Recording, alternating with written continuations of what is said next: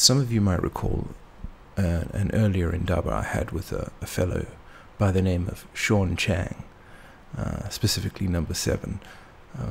He's a dear mate of mine, and he's recently set up his own business specializing in kernel hardening. So if you're involved in the security, information security, or security in any form within your company,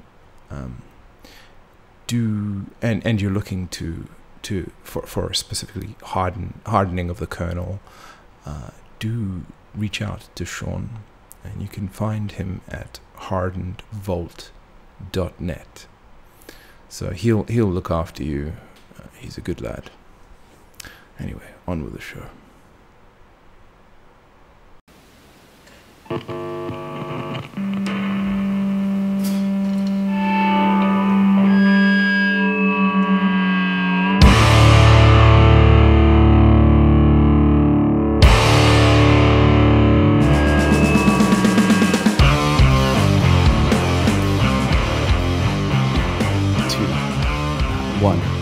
Alexis, I really appreciate you coming on, mate.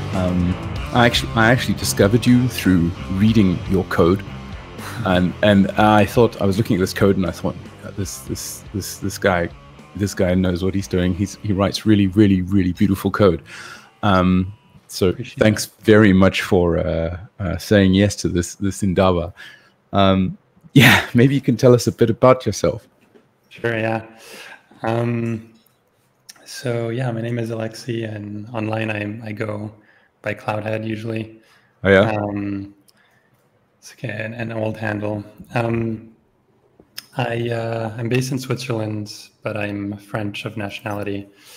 My mom is Iranian, so I'm technically half Iranian, half French. Yeah, I've been living in Berlin for the last 10 years before I moved here. But I grew up actually in Switzerland, so I did all of my schooling here and actually started coding here from the age of about 13, 14. Uh-huh. Yeah, I got pretty early into sort of open source and the free software movement and Linux and like all those nice things as a teenager. And started contributing to various projects, starting my own. Yeah, I ended up working in the industry for a number of years, mostly in the web industry, building web servers, web pages, and all those things. Before I ended up specializing more in distributed systems. There I did some work at SoundCloud and a bunch of other Web2 companies doing kind of infrastructure. And that's when I really got interested in, just networked systems and what's possible there, and even consensus algorithms that predate, Nakamoto consensus. And then, a few years ago, I think it was 2016, 17, somewhere around there, I started to get interested in cryptocurrencies and blockchain. And I guess originally just from a technical perspective, but little by little, I saw the potential as more of a political force in the world. And it really brought back a little bit of wonder for me, because for a long time I was disillusioned with the web and the basically ad tech, right? Like everything was either B2B thing or an ad business, and I was kind of burnt out with all of that stuff. Dude, I can't agree with you more, man. It's like, what happened to the old internet? The wild internet you'd sort of like, log on to, that you sort of like felt addicted to. You just really wanted to be just connected to, even if you weren't doing anything. Just being connected was. Yeah, and yeah, I grew up with that shit, and like the early and mid 90s, it was just the birth of the internet. And that all sort of went away with the big platforms, and the kind of dream of like this peer-to-peer space where everyone could express themselves and everyone had sort of their own turf and their own home or homepage, right? Yeah. And I think Bitcoin kind of brought that back in a way, and that's what really piqued my interest. Actually, is this bringing power back to the user, bringing freedom back to the user, and subverting these massive platforms, right? Right. But you don't only just focus on distributed computing. You've done a number of other things, like you've focused a little bit on Rust and developed out what was it, a little editor that you got for little icons? Yeah. Like what's the story there? I mean, the code's great. It's quite good.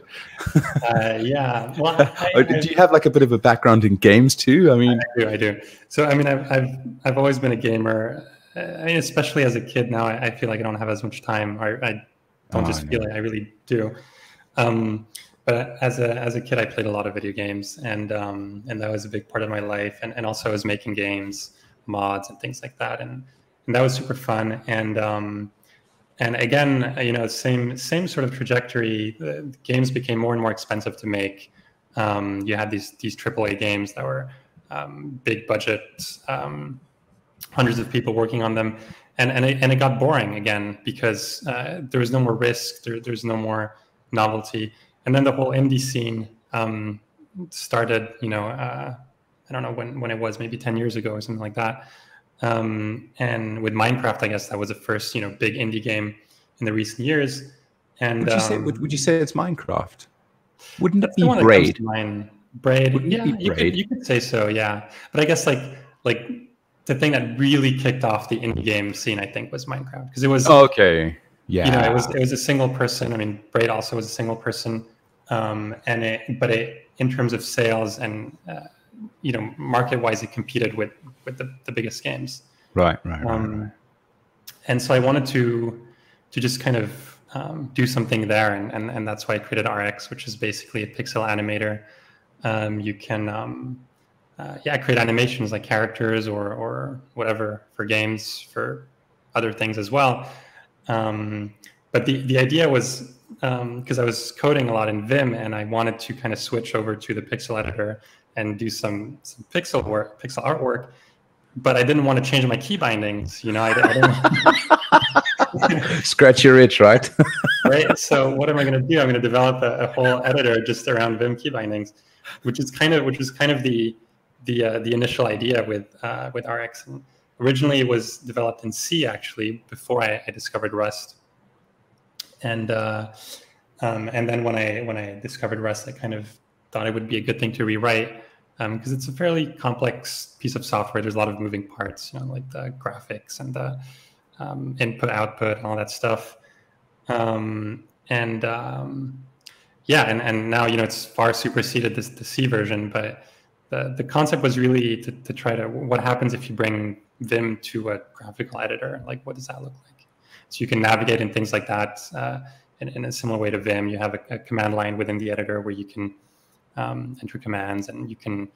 There's even a scripting language. There's not really scripting, but there's a configuration language that's all in text, where you can define key bindings and things like that. So. Oh, okay. So can you do like a recording of things like a macros and whatnot? You can. So there's some functionality around that. You can actually record sessions and replay them and things like that. Right. But the command language is fairly basic at the moment. It's really just calling commands, mapping commands to keys, moving things around, saving, loading files, things like that. But right. The possibilities are endless, really. So you must have been very serious about this particular. What game were you making for you to decide to create this pixel editor? No, I was just fooling around a little bit. I was working on a sort of platformer type game, right, like a side-scrolling game, and it wasn't really a serious project. It was just kind of like a hobby thing. I was playing around with some game concepts, and Yeah, I mean, it's like it's kind of the story of my life of like trying to do something, or maybe every open source author's life, trying to make something. You find a tool, it's not good enough, you write your own, and then you forgot what you were making initially, right? Right. Now, I'm quite an avid follower of Jonathan Blow. He's like he's a little bit of a personal hero of mine. You know, I've learned so much from him. Like, you just follow his streams, and sort of like listen to him ranting on about. I love it. He's very peculiar, though. He's controversial. I would say it's almost like he tries to be controversial and say things that are gonna like deeply upset you, but then. It's enjoyable, actually. I really when you sort of sit back and think about it, you're like, hang on a bit, he's actually right. Some ounce of truth. But it's funny, there's there's some things that come to mind where he talks about like it's like, oh, like small functions are bad, like you should have these massive functions because whatever. Real world code, right? Yeah, real world code is like not just small functions, and you're like, oh, actually that's right, yeah. Yeah. I remember just some things stick out. He's very. He also hates the what is it called? The VS Code. The editor backends that are shared. Is it Common Language Protocol? Is this that Microsoft stuff, the common runtime stuff? I don't know. This is Microsoft land, bro. The language backends, the language backends that Vim and Emacs and all these editors use. Yeah.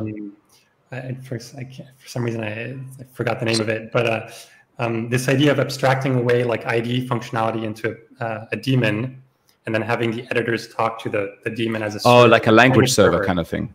Yeah, that's right. He hates that, and like he has an entire talk about why language servers are bad.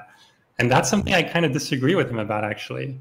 I think somehow like Vim used to be sort of crippled in a lot of ways compared to IDEs. And now with language, like especially the Rust one, for example, Rust Analyzer is really, really good. And the Vim integration is really good. And now like Vim is it's still not an IDE, but it has like kind of some of the features that make that kind of experience really enjoyable.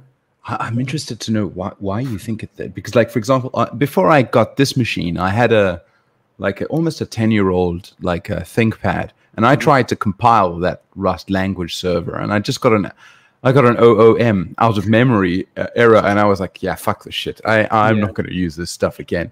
So my simple setup is to use AMP. Are you familiar with AMP? No. AMP is like a minimalist Vim written in Rust. I might have heard of it. Yeah. I tend to follow all these kind of. Yeah, I know. I thought, okay, stuff Emacs, stuff Vim, stuff it all. I want to go for a minimal stuff like that's fast. It doesn't take a lot of time to load up a big file or something, and I can just edit stuff. So I just use that, and I don't want to care about language servers, and I just use simple printf for my debugging. Nothing else. That's just keep it as simple as humanly possible, and then just try to remember everything. And once I got everything in my memory and fingertips, then I can flow a lot faster. And I don't know. This is why I think as soon as I come into contact with the language server and it starts giving me tips and hints and stuff, oh no. No. Yeah, I can understand. I guess I'm sort of in the middle.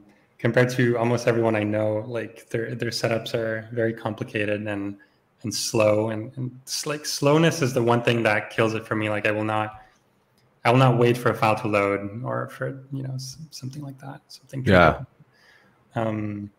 But other than that, I mean, I probably spent like sunk hours into getting my setup to be to work well. Having said that, aren't you a bit envious of not being able to program in Jai? Oh yeah, come on! I'm like, John, why don't you open source it? He's like, no, not yet. Yeah, it's hilarious. I think it's gonna be kind of a mess of a language. I don't know. I think so. Yeah, in a way, yeah, because it's going to be so idiosyncratic. It's going to be John Blow's language that is kind of designed for himself and no one else, and he doesn't care about anyone else. He just, he's not open sourcing it. He's not. I don't think he's getting any feedback from anyone at the moment. No, I think he is, eh? Yeah. He's got like 100 beta users at the moment. Okay, beta users, yeah. And yeah. I don't know. Hey, it's like some of the stuff in there are just like so sound. The reasoning is just so sound. Like, for example, you got that what he refers to. What does he call it? When you like a hash run, and then it builds out via bytecode. Runs it in the sort of like, and then presents the file for the main compilation run. Right. I really like that sort of stuff. I particularly like how John has got a transition from like a lambda function, and it goes from a lambda function to like a named function, and then it sort of captures arguments. So it's a very logical progression into a fully global function. And I think why don't we all do that? Why there's some fundamental stuff in there that John sees, and I just think it's just so fundamentally right. I don't know. I think I might disagree with you, being a hodgepodge of a I have to look at it again. I think it's been a few years I haven't looked at J. The ideas were definitely interesting. I was a bit afraid of the whole. I remember he wanted to have this really complex macro system where essentially compilation time and runtime are sort of have the same language. Which that's the one I'm talking about, I guess. And I've done a little bit of Lisp, and it's interesting. It's extremely powerful for sure, but I guess you just have to be careful not to abuse it. It's ripe for abuse. Yeah, I think I quite like that, because now all of a sudden you don't need automake, you don't need cargo, right? You just do everything in the same language, and you can set the parameters for your architecture, your target architecture, and it sort of builds it up for you. Sensible. Yeah, it's going to be interesting, but it will be weird. That I'm sure. I'm a little bit more optimistic about Zig. Heard of Zig, because it's sort of. It's not going too far. You can tell it's an incremental. It's an evolution of something, not a revolution. But it's taking a lot of the good ideas from Rust, and but incrementing over them and really trying to offer something different. Doesn't it also support that John Blow sort of like a compilation? Yeah, there's something like that. Yeah, it's. I don't think it's all the way. I think you have to. There's some kind of keyword that you use to say, okay, now this is going to be run at compile time or something like that. But, yeah. And have you actually used Zig for anything? No, I only went as far as installing it.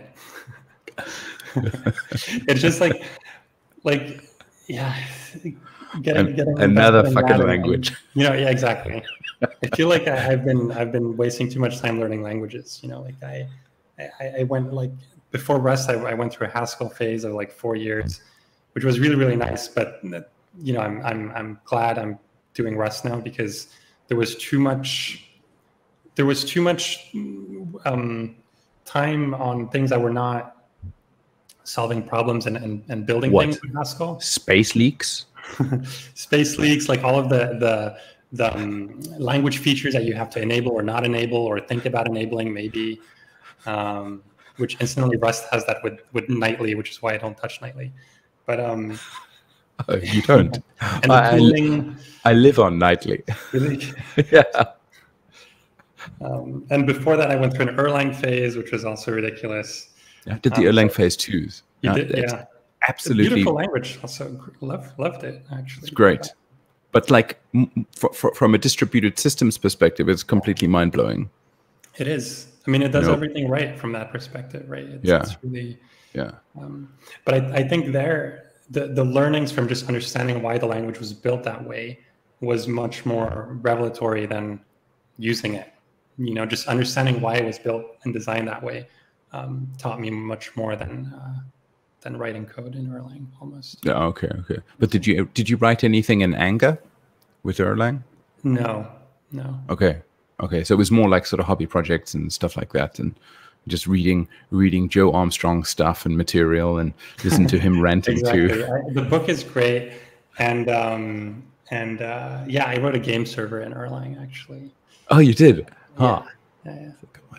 It's fun. It's really well. It's really well thought out, I must say. Like it's you can tell it's a system that's been used in production for many years.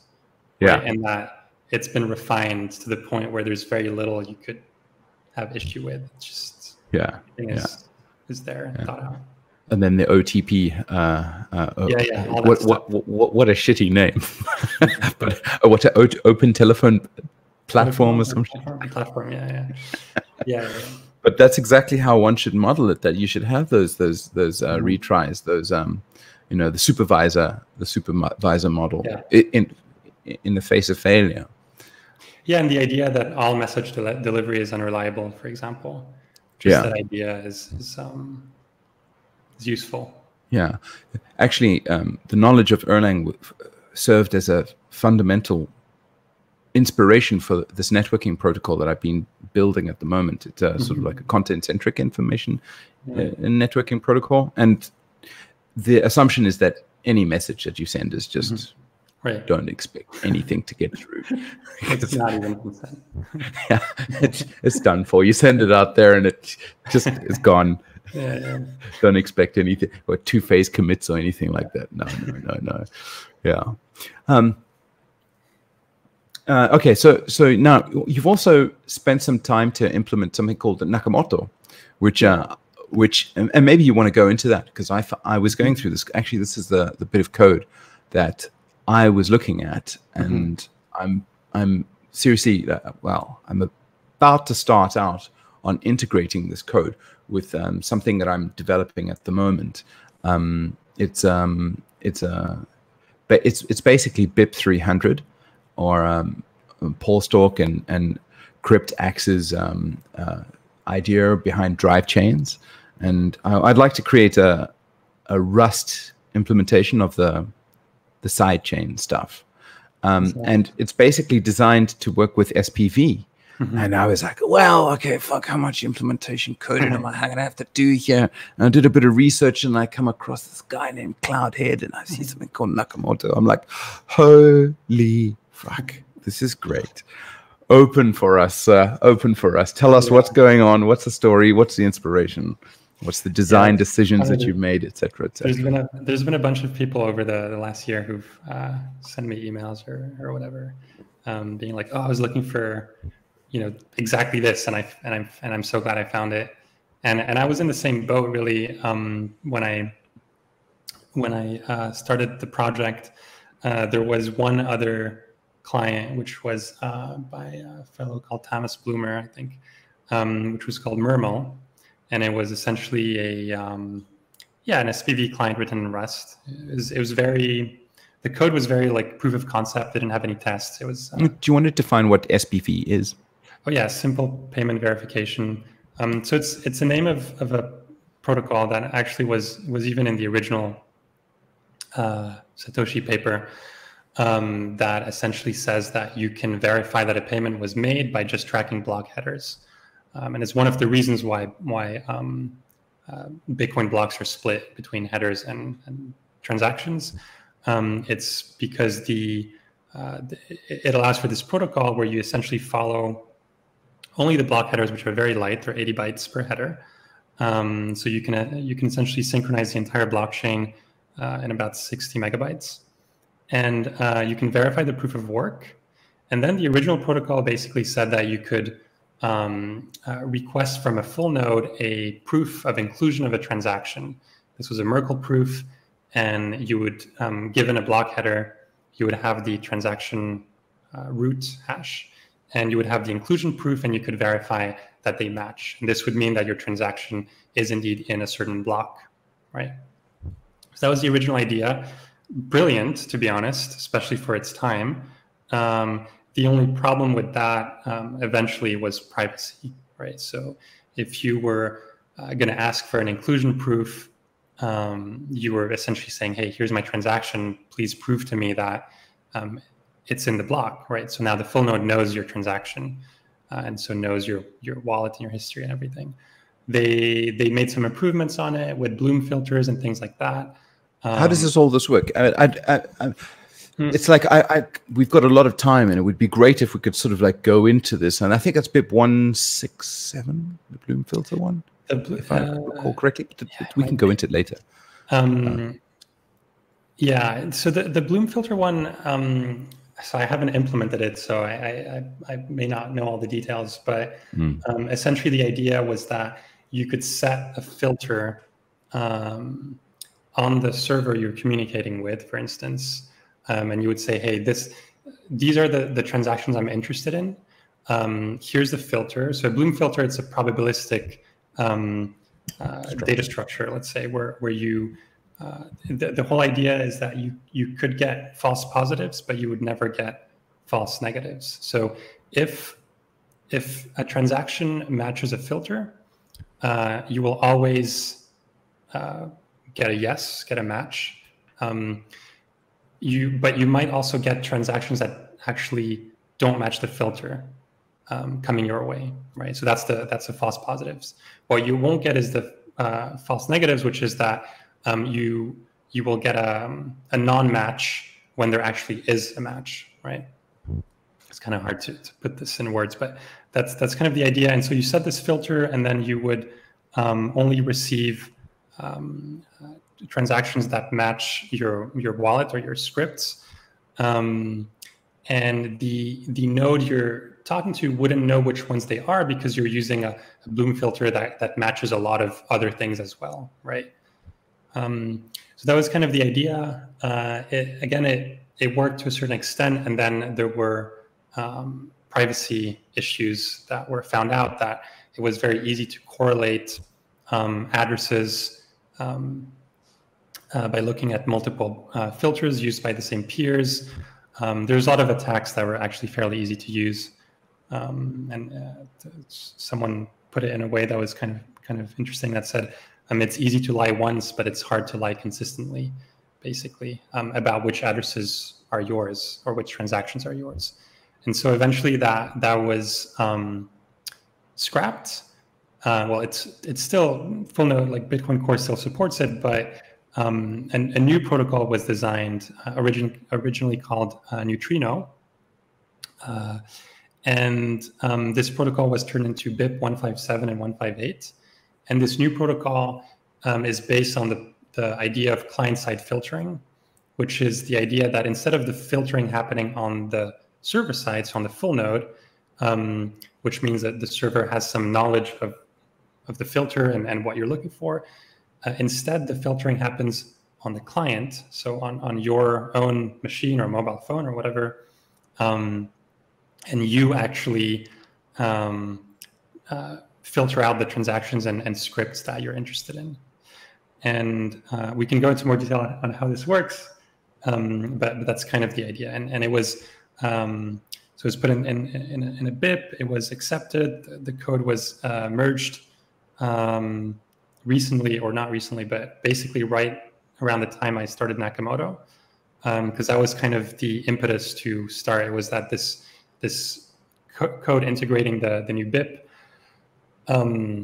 was about to be merged, and this could open up an entirely new ecosystem and set of clients that used these protocols. Okay. Yeah. So before I spoke about I rudely interrupted you with the explanation on the Bloom filters. You were still continuing to explain Nakamoto.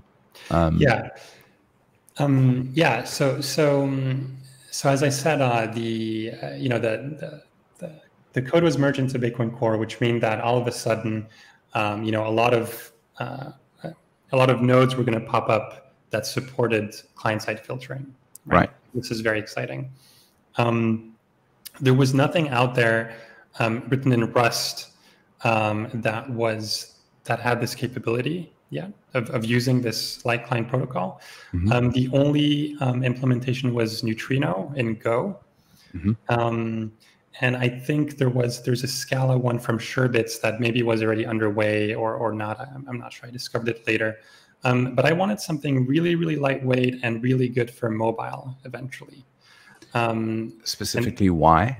I know why, but I'm going to be the devil's advocate asking these questions. Well, I think, I mean, the mobile thing, I think, is important because that's where the biggest user base is going to be moving forwards. And maybe even today it already is on mobile, but especially in the future, I can see that whenever you're going to be making a payment, you're probably not going to be at your desk at your computer. You're maybe going to be in a store or on the go or whatever.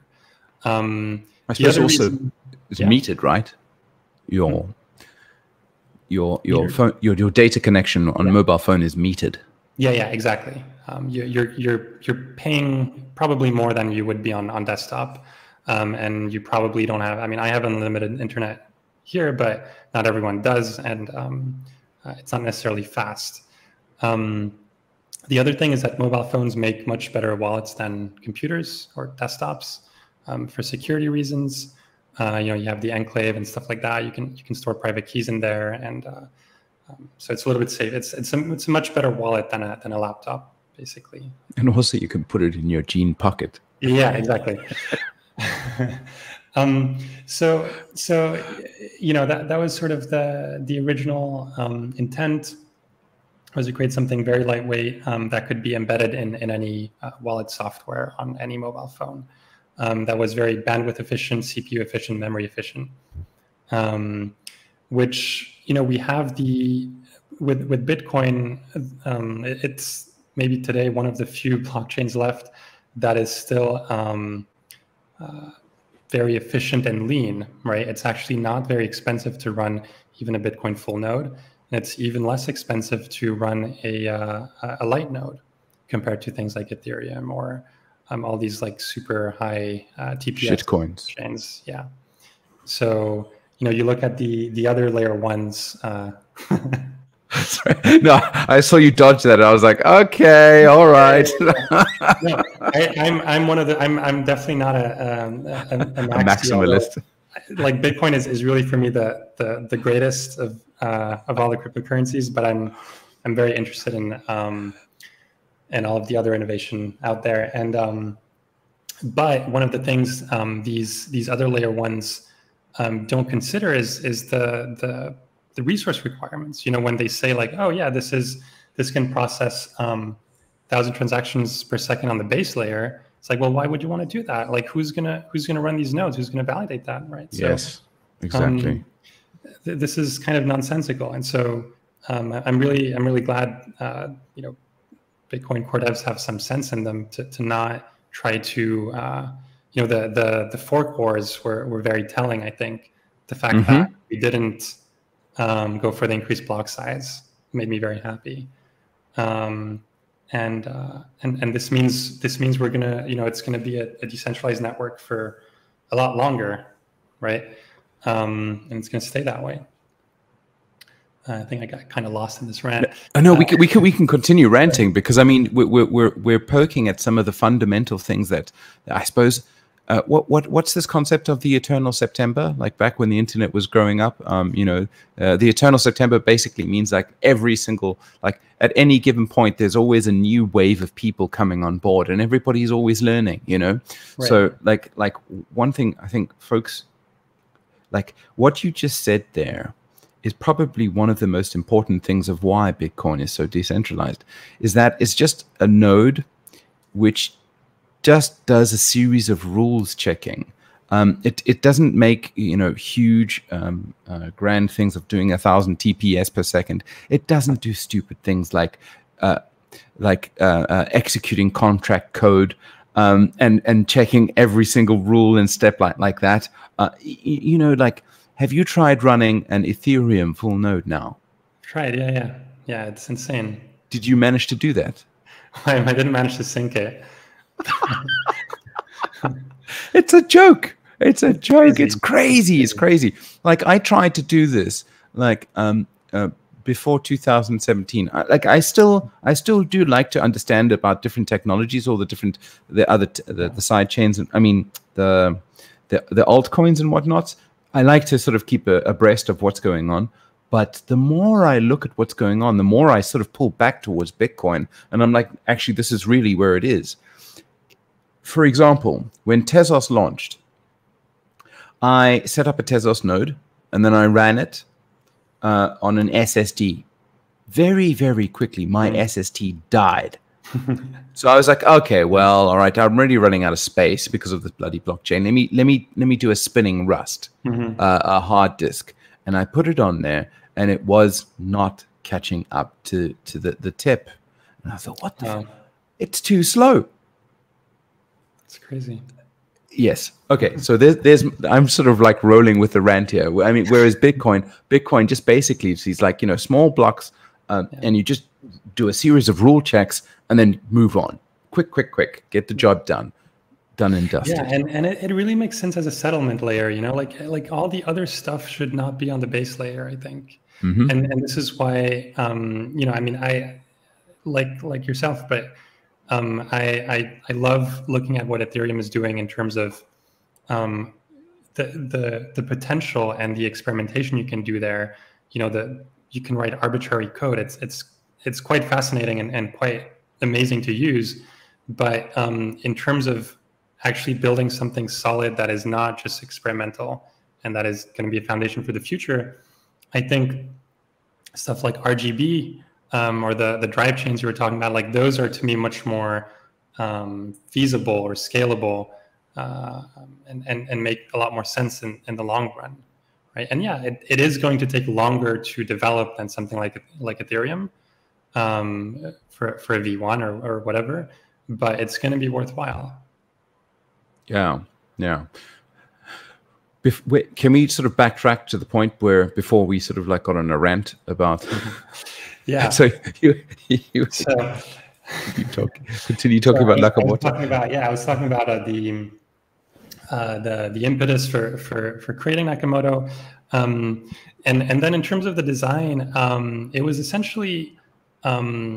So yeah, and another important aspect was the privacy aspect. I'm a fairly privacy conscious person, and I wanted a light client that didn't leak transaction data or addresses if it didn't have to, and all these things together kind of made me start the project about maybe it was a year ago now, and the rest of the design was really based on my experience. So. Trying to minimize the amount of dependencies because just less code equals less bugs, essentially less security holes and things like that. And trying to go for a design that is easy to test, because if there's one thing I learned in building networked and distributed systems is that they're usually full of bugs, and they're full of bugs because they're very hard to wrap your head around, right? There's timing issues, there's race conditions, there's all kinds of things. It's like, wait, how did this message arrive before this message? How's that even possible? It's like, it is, and stuff that you really don't like. The non-determinism, it's something that's really hard to think about and rationalize, and the only way out of it is essentially to build something that can be tested thoroughly. And what I mean by that is something you can test with fuzz testing and simulations and things like model checking. So these are different techniques I've used in the past, and they rely on, or some of the properties of a system to look for are determinism, right? So how do you make a non-deterministic system into a deterministic one? Well, you remove the non-determinism, which is things like clocks, I/O, randomness, things like that. And so you said like a good Haskeller. Exactly.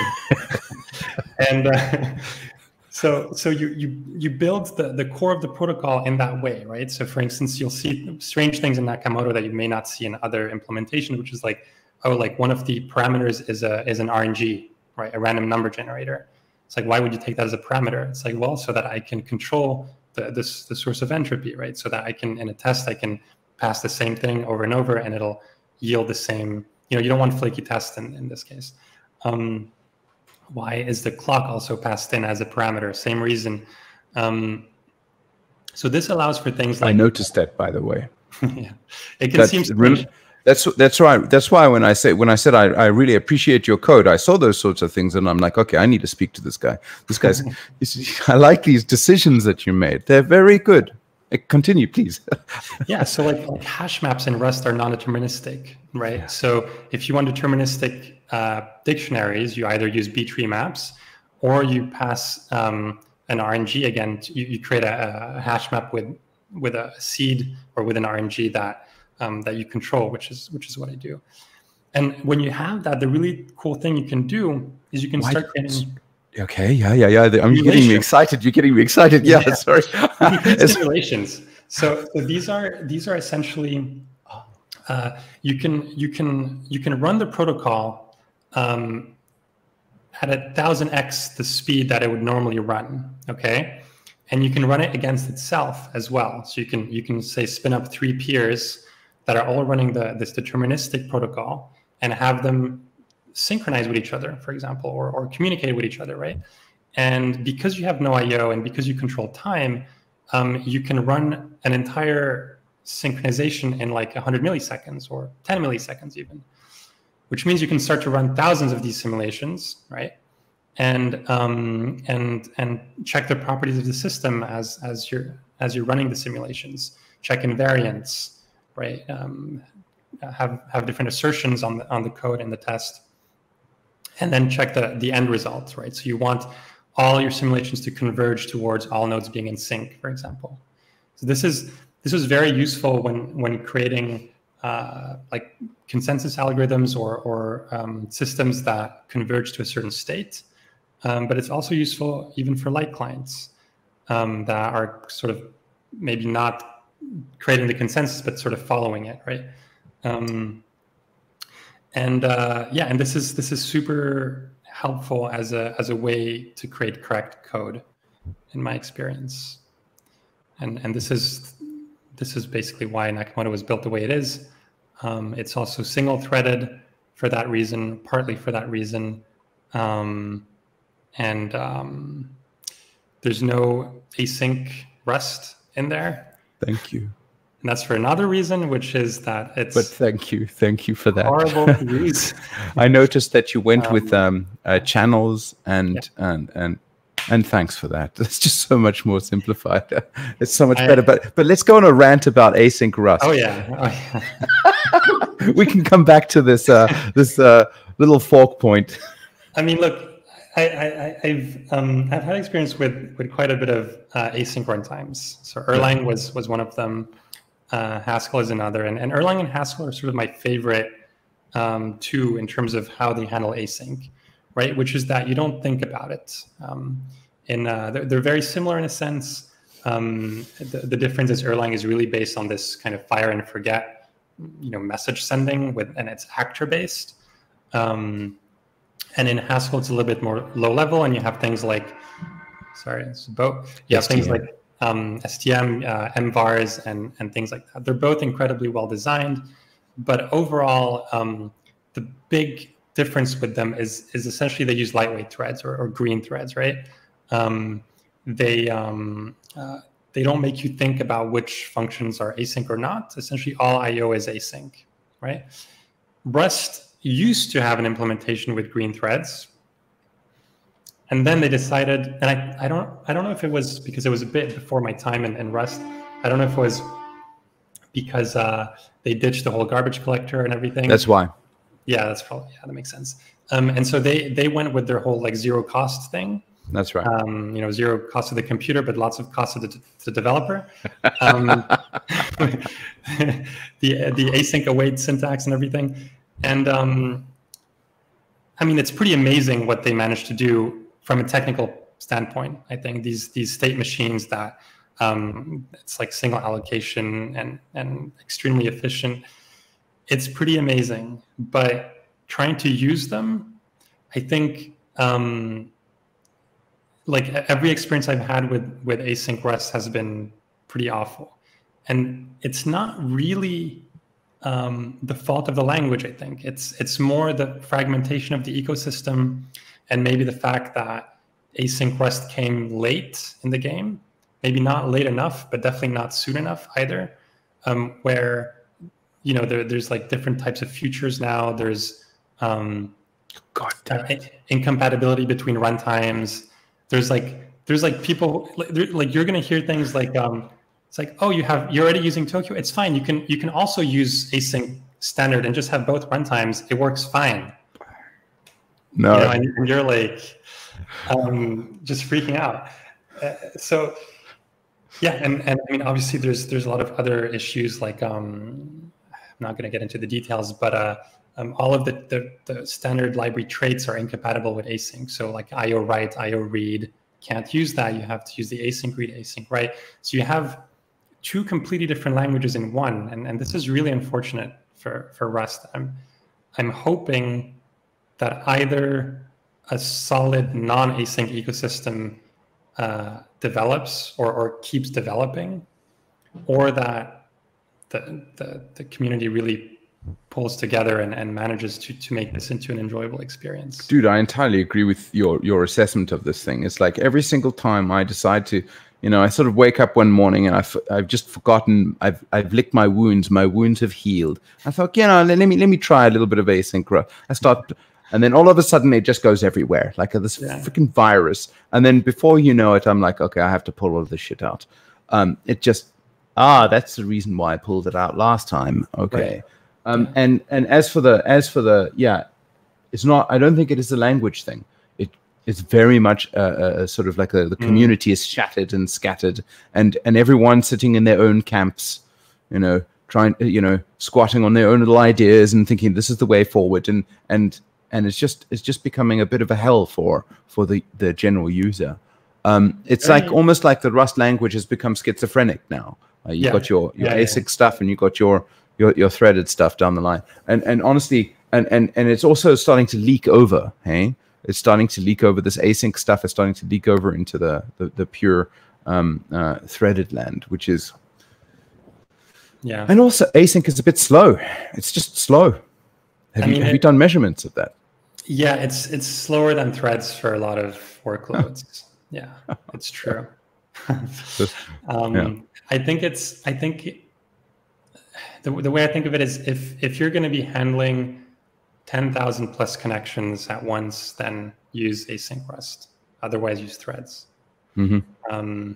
I have an ex-colleague who's the author of the SLED library. Yes. Space Jam. Oh, I used his stuff. Space Jam's cool dude. I actually want to chat with him, actually. He's the only other experienced developer I know in the Rust community who's mostly against async await. It's interesting. It's not a popular opinion at all, and he's very, very adamant to. I think SLED is compatible with both threaded and async, but he's a threads guy, and he basically says, like unless you're going to implement a load balancer, there's no real good reason to use async REST, and it's kind of just cargo culting, right? And I very much agree. It brings in a whole other slew of problems with it once you bring on async. And you chose Crossbeam for your channels. Yeah, it was at the time. It was really the only option, I would say. Crossbeam is one of the most amazing, or the Crossbeam tools or set of libraries is one of the most amazing libraries in the Rust ecosystem. I think it's very unfortunate that the author and maintainer basically quit Rust completely, Wait, wasn't that burnt sushi? Burnt sushi. No, it's not burnt sushi. It's Stefan or Stepan Galvina, I think. Wasn't he like sort of because he was using he was unsafe code? No. So he was behind the small runtime. It was called SMOL, and also async standard, async SCD, like the alternative to Tokyo. He built out all of that ecosystem, and I think they got a lot of hate, especially directed towards him. I don't quite understand why, but something to do with creating a competitor to Tokyo, maybe, or I didn't quite follow what was going on. But he burnt out and just disappeared. And he was the maintainer and creator of Crossbeam and all of those libraries. So it's very sad because he was also one of the few proponents left of threaded runtimes. Well, I suppose an unpopular opinion I have is that Rust is a SJW lang. I'm gonna get cancelled. But yeah, we can move on from that. But now, so now there's an alternative called Flume.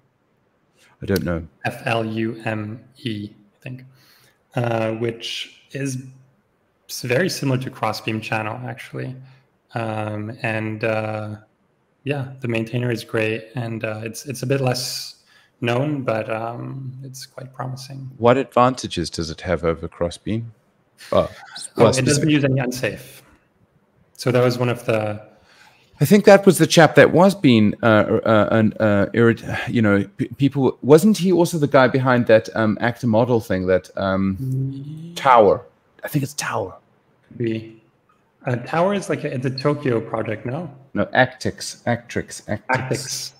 Was he the same guy? No. Actix is another story, another controversial story. See what I mean? Yeah. Flume. Let me see. It's Zester. Yeah. I don't know what his real name is. Do I? Yeah, Joshua Barreto. Yeah. So he created, what else did he create? Flume. I think Flume is his most famous library, actually. But yeah, it doesn't use any unsafe, whereas Crossbeam Channel uses a lot of unsafe. Which, I mean, I guess for certain use cases, like I have someone right now who wants to put Nakamoto inside a sort of enclave type thing, like a secure. Oh gosh. Yeah. And that's quite wild. It is pretty wild, but actually the only thing stopping them is Crossbeam Channel. Oh. Yeah. And the reason for that? Is I think the unsafe and the kind of gymnastics it does internally. Oh, yeah. Okay. Well, I found that gymnastics to be very, very useful. I suppose. Wait, it's not good for no STD, right? Right. Yeah. I see. I think so. So yeah, I mean, I actually tried swapping out Crossbeam Channel with Flume when Flume came out, and everything just worked. It was sort of a drop-in replacement. Yeah. So. Okay. But Flume is no STD compatible? I don't know, actually. But the fact that Crossbeam Channel is no longer really actively maintained, I mean, there is someone sort of maintaining it, but the author is no longer maintaining it. I don't know how long this library will exist for. Okay. All right. Keep in mind. Well, you've put a little warning red flag over there for me. I shall also small red flag. Yeah, just a small one. I shall also be aware of that because I'm using Crossbeam Channel like everywhere within what I'm doing. Okay, step back. Okay, back onto the Nakamoto stuff. So, so threaded and using Crossbeam. That's a design decision. Yeah. Continue. So the single threadedness was also partly to, I just don't like the idea so much of a library that spawns threads left and right without the user's consent. Is that so? I don't know why. Like, I just feel like it's something that should be in control of the user, like where code is running, basically which threads. Yeah, that's why you put comments around certain function. You say this function is designed to be run in its own thread. Yeah, exactly. But I don't run it for you in its own thread. You have to do it yourself, I noticed that, and I was like, oh, that's so polite of you. And so there's only one such function, which is the run function that essentially starts the network reactor and the protocol and everything. By the way, talking about the network reactor, I notice you don't make any decisions about the networking too, which I find really, really polite of you too. Very polite. What's the decision going on here? Yeah, so this was an interesting one, and partly, so first of all, it was possible because of the thing I talked about earlier, where the protocol is deterministic, right? So the core, like 95% of the lines of code in Nakamoto do not do any IO and do not have any non-determinism, right? The only IO is contained in the reactor, which is in its own crate, and it's under 1,000 lines of code, and that does all of the IO. It even manages time, so timeouts and things like that. So that was possible and even easy due to the current design. But I was also thinking, well, what if someone wants to use Nakamoto in a sort of high performance environment, right? They might want to have a multi-threaded runtime, right? Or networking stack. They might want to use async for their networking stack. They might want to do things like that, right? And so this is why I split it out that way. If you want to develop a higher performance networking core, then you can, and it's just a matter of implementing a trait, basically. Okay, so basically, I can sort of like, I don't know how to do this yet, but I can probably take your traits and then tack them onto my networking protocol, basically, and then Nakamoto doesn't actually give a damn about how it gets the data; it just gets the data. Exactly. You just feed it the messages it receives from the network, and it feeds you the messages you should send back to the network. So it's a kind of pure state machine. Yeah. Right? It has inputs and outputs, and that's it. Yeah. That's great. And to be honest, I mean, it also comes from this idea of just reusability and usefulness. Like if you're going to like sink in a year of your life or whatever, building a piece of software, you don't know what people are going to use it for, what use cases are out there. And so trying to make it to kind of maximize its utility by saying like, hey, if you don't want to use this part, you don't have to use this part. Or if you just want to use this part, you can just use this part, right? Because I mean, it's the future is unpredictable. Maybe it turns out that the current configuration of modules and crates that I've designed is not the way. It doesn't work, and people only find one of those modules or crates useful, and then it can live on in that form. It doesn't have to be all or nothing. Yeah. Makes complete sense. I notice also in the test directory, basically you've implemented what looks to be like a watered down implementation of Bitcoin, like as it is, like the whole thing. Is that correct? Like you do like a mock of the difficulty, solving the difficulty and all of that stuff, right? Oh yeah. So so header verification is all implemented for reals, right? It's like it's not a mock. It's like it works correctly and it verifies everything that can be verified with headers. But this is where this idea of model checking comes into play, which is the idea that if you want to test a very complex system that needs to be optimized for speed, and so its complexity will come from its optimizations. But the actual principle of that system is simple to explain. You can use a technique called model checking, and this is exactly the case for chain selection. So if I try to explain chain selection to you, I can explain it quite simply. It's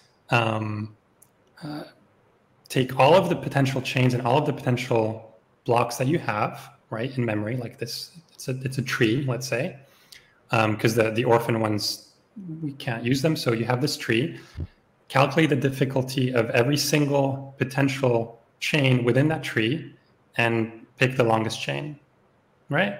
It's pretty simple to explain. It's just check all possible chains within the tree and pick the longest one in terms of work. But if you try to implement this naively like that, it's very expensive, right? Because imagine you have like a lot of different blocks and chains and branches in all kinds of places. Every time you receive a new block, you would have to check all of those trees again against the new chain, or right, like where that block can fit, and so on. And so implementing it correctly is easy. Implementing it correctly and fast is hard. And so what you do with model checking is you have a model, which is the kind of naive, slow implementation, which you know is correct. And it's literally like 20 lines of code, I think, in the model I've implemented. And you have your production implementation that's 10 times the size, but probably full of bugs in the beginning. And you run the same inputs in both the model and the real thing, and you check that the outputs match, right?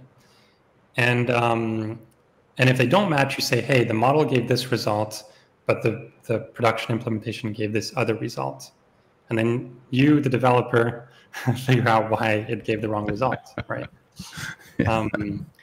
And this works really well for chain selection. If you look at the model, it literally just recomputes the longest chain from scratch every time a new block comes in, which is prohibitively expensive, but it's so simple, right? You can look at the code and you're like, yeah, this is correct, right? Because it's really just calculating everything from scratch every time a block comes in. The real thing though is very complicated, because doing it that way would be the way the model does it would be too slow. And this is what that is, that code you're referring to. Right. Okay.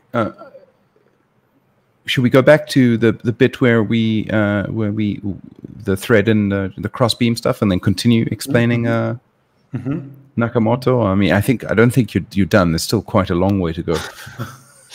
Well, what did I not talk about?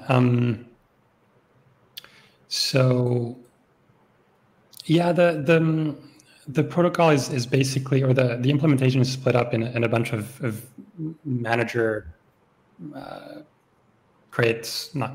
manager modules within the peer-to-peer protocol. So there's one of them that takes care of synchronization, like header sync, one of them that takes care of peers, so peer handshake, peer management.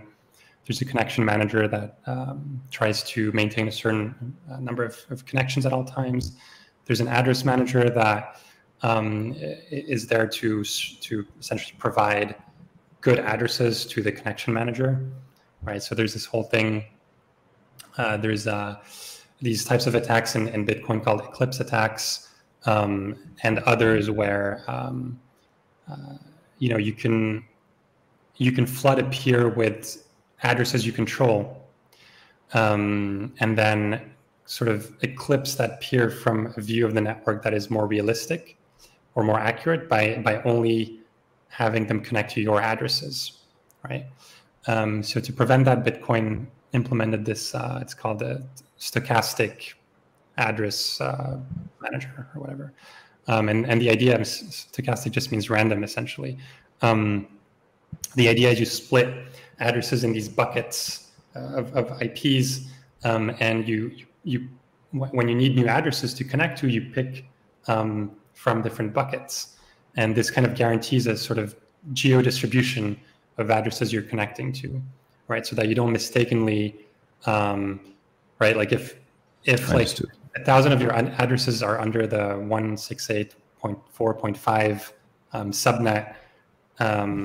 That's impossible, but you know what I mean. Like, yes. But keep going. I got your example there. the random choice will end up being biased towards that subnet, right? And so you'll end up connecting to an attacker potentially. So splitting things up in buckets prevents that. So there's an implementation of that I basically stole from Bitcoin Core. And then there's the filter implementation, which we haven't talked much about how client-side filtering works with BIP 157 and A, which I can go into. Yeah, let's do that. Cool. So just have a sip. Yeah, have some more. Have some more. I mean, don't. Let me indulge. Sorry. So the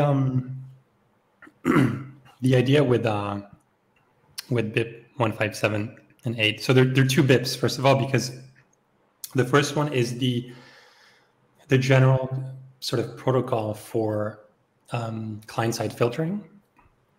And the second BIP 158 is about the specific filter used, which is called Golomb-Rice encoding. Well, it's the name of the filter type.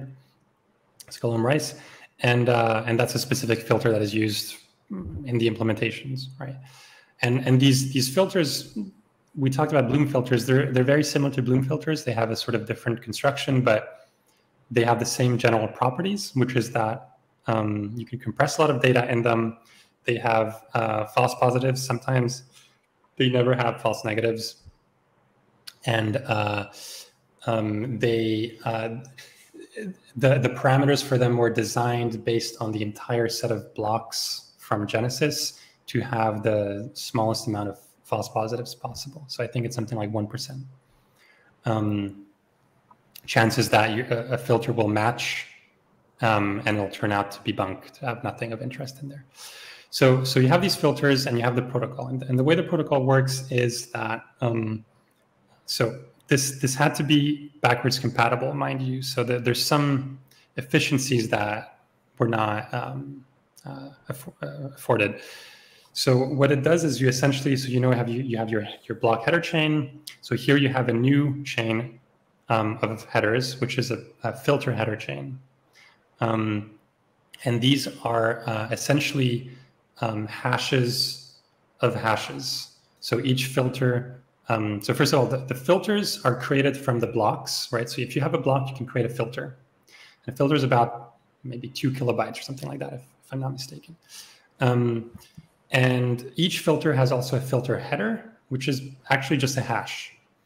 And these filter headers are hashed with the previous filter header to create the next one, etc. Right? And so you have this chain. Oh, yeah. So you have this chain of hashes, which are actually the hash of the filter hashed with the previous filter hash. Okay. And when a client connects, what it does is first it fetches those filter headers. Well, first it fetches the block headers, and once it has the block headers, it can request the filter headers for a range of blocks. Once it has the filter headers, it fetches the actual filters. So it's like, okay, I want the filters for these filter headers. It, of course, makes sure that they match, so that they hash to the filter header. Once it has the filters, it can actually check whether a filter matches one of its addresses. Okay, and to do that, it replays it. No, it just so the way the filters are constructed is that all of the transaction outputs are essentially included in the filter. Okay. Yeah, and so what you do is you say, okay, does this output figure in the filter, right? Does this output match the filter? Yes or no? If no, try the next outputs. You try all of your outputs, your addresses or your whatever you're looking at for a match. If there is a match, you request the full block from the network, right? So you ask a random peer for the full block. They don't know why you're interested in that block, right? That's kind of the privacy preserving thing, is that your transaction is maybe one of the ones in the block. That doesn't say much, right? Okay. So you request a full block, and then you actually just scan it client side. You're like, okay, which ones are the transactions that matched? Maybe there's none, 1% chance, but usually you'll have a transaction that pays into one of your addresses in that block, right? And you can update your UTXO set, you can update your balance, you can do whatever you want, right? So that's generally the idea. It's quite a complex protocol for, in the end, just fetching a block.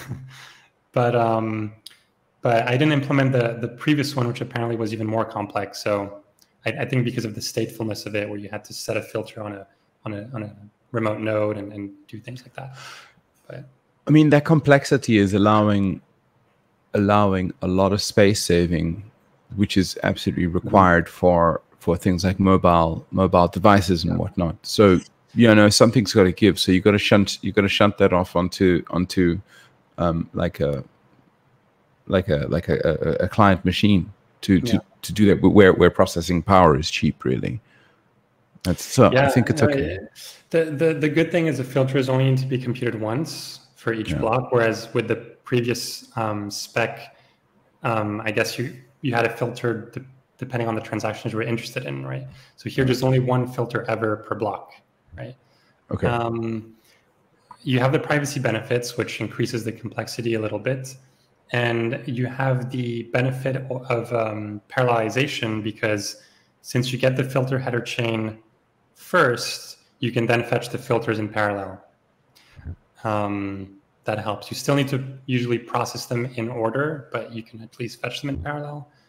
So, I mean, it's pretty well thought out, but the reason I had my disclaimer in the beginning about efficiency is that if they had done a, I don't know if it's possible with a soft fork, maybe not, but if they had included the filter header hash or the filter hash in the block header, they would have simplified things a lot. You've just got your pointer right there.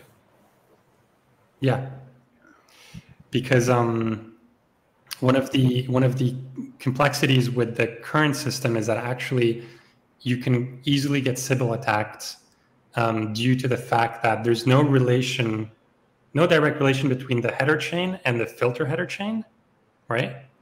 Which means that a peer could serve you an invalid filter header chain. And the only way to know that is by getting a block and computing the filter yourself locally and checking it against the filter that peer served you. Okay. Yeah. You see, because I think this is definitely a backward compatibility thing. It's obviously not easy to add anything to the Bitcoin header. But if they could add it via a soft fork, it would be amazing, because then it would be much more secure, right? You could just, if a peer gives you a filter, you just check it against the block header. Yeah. You know it's secure. Yeah. Right? What's your opinion on the latest? Okay, so the block size wars has made everybody ever so hesitant about accepting changes into Bitcoin, which I think is quite disappointing, because I'm just going to say it, like non-developers who have financial incentive maybe might do like psychopathic moves and then deliberately stir up a bunch of fuss and kick up a bunch of bother, which just makes unnecessary stress, so that programmers and the community associated would just like dig in the heels. Yeah. And as a result, do you think that I don't know, I suspect that Bitcoin is going to be worse off for it. Because I went into one of these groups and I spoke about something, and they were like, they sort of like dissented with this sort of like toxic maximalism sort of thing, and I very quickly had to sort of prove myself to them. Basically, that got them to sort of shut up. But can you imagine somebody who's not as thick-skinned as I am? They would just be shouted down. They're gone. Do you see what I mean? And all those potentially good ideas are now gone. Yeah, no, it's unfortunate. The thing though is, I mean, I feel like the Bitcoin community, and especially the core devs, are a very mixed bunch. You definitely have the maxis, but you definitely have some very open-minded people in there too. That's the one thing. The other thing is, Bitcoin is already pretty amazing as it is. Like what it created, we're forgetting that maybe in a way that's already enough, right? Of a revolution if it gets adopted. Not to say that we shouldn't do more, but just to say that, a lot of the work left is actually getting this thing adopted and used, and easy to use, just as a currency or as a store of value or as a payment network. It's not going to be that. It's not going to be that yet. As a settlement layer, yes, but it needs to be. There needs to be like basically a default sort of like a transactional layer. Yeah, I mean, Lightning is what people are pushing, right? Say again. No, Lightning is what core devs are pushing. But maybe a more direct answer to your question. I think there's a fair bit of work happening on layer 2 and 3 that is pretty promising in terms of extending Bitcoin. Okay. Right. Let's go into that. Let's go into that little conversation there. Yeah. So like with Taproot around the corner already, we're increasing the capabilities of the base layer. That was a huge thing, and that's landing, and it's going to be amazing. I'm not like an expert in Taproot, but I've read some really interesting things around what you can do with oracles or with this masked thing where you can create an abstract syntax tree of your script and hide different parts of it and activate them when a transaction is received. There's definitely interesting things like that. And with the, what is it called? These what are these? Schnorr signatures.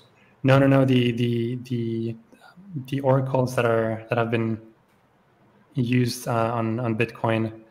Shit,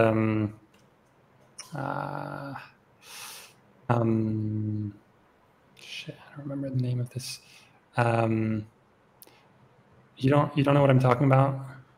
The discrete log contracts. No, I don't. I don't know this. So it's a form of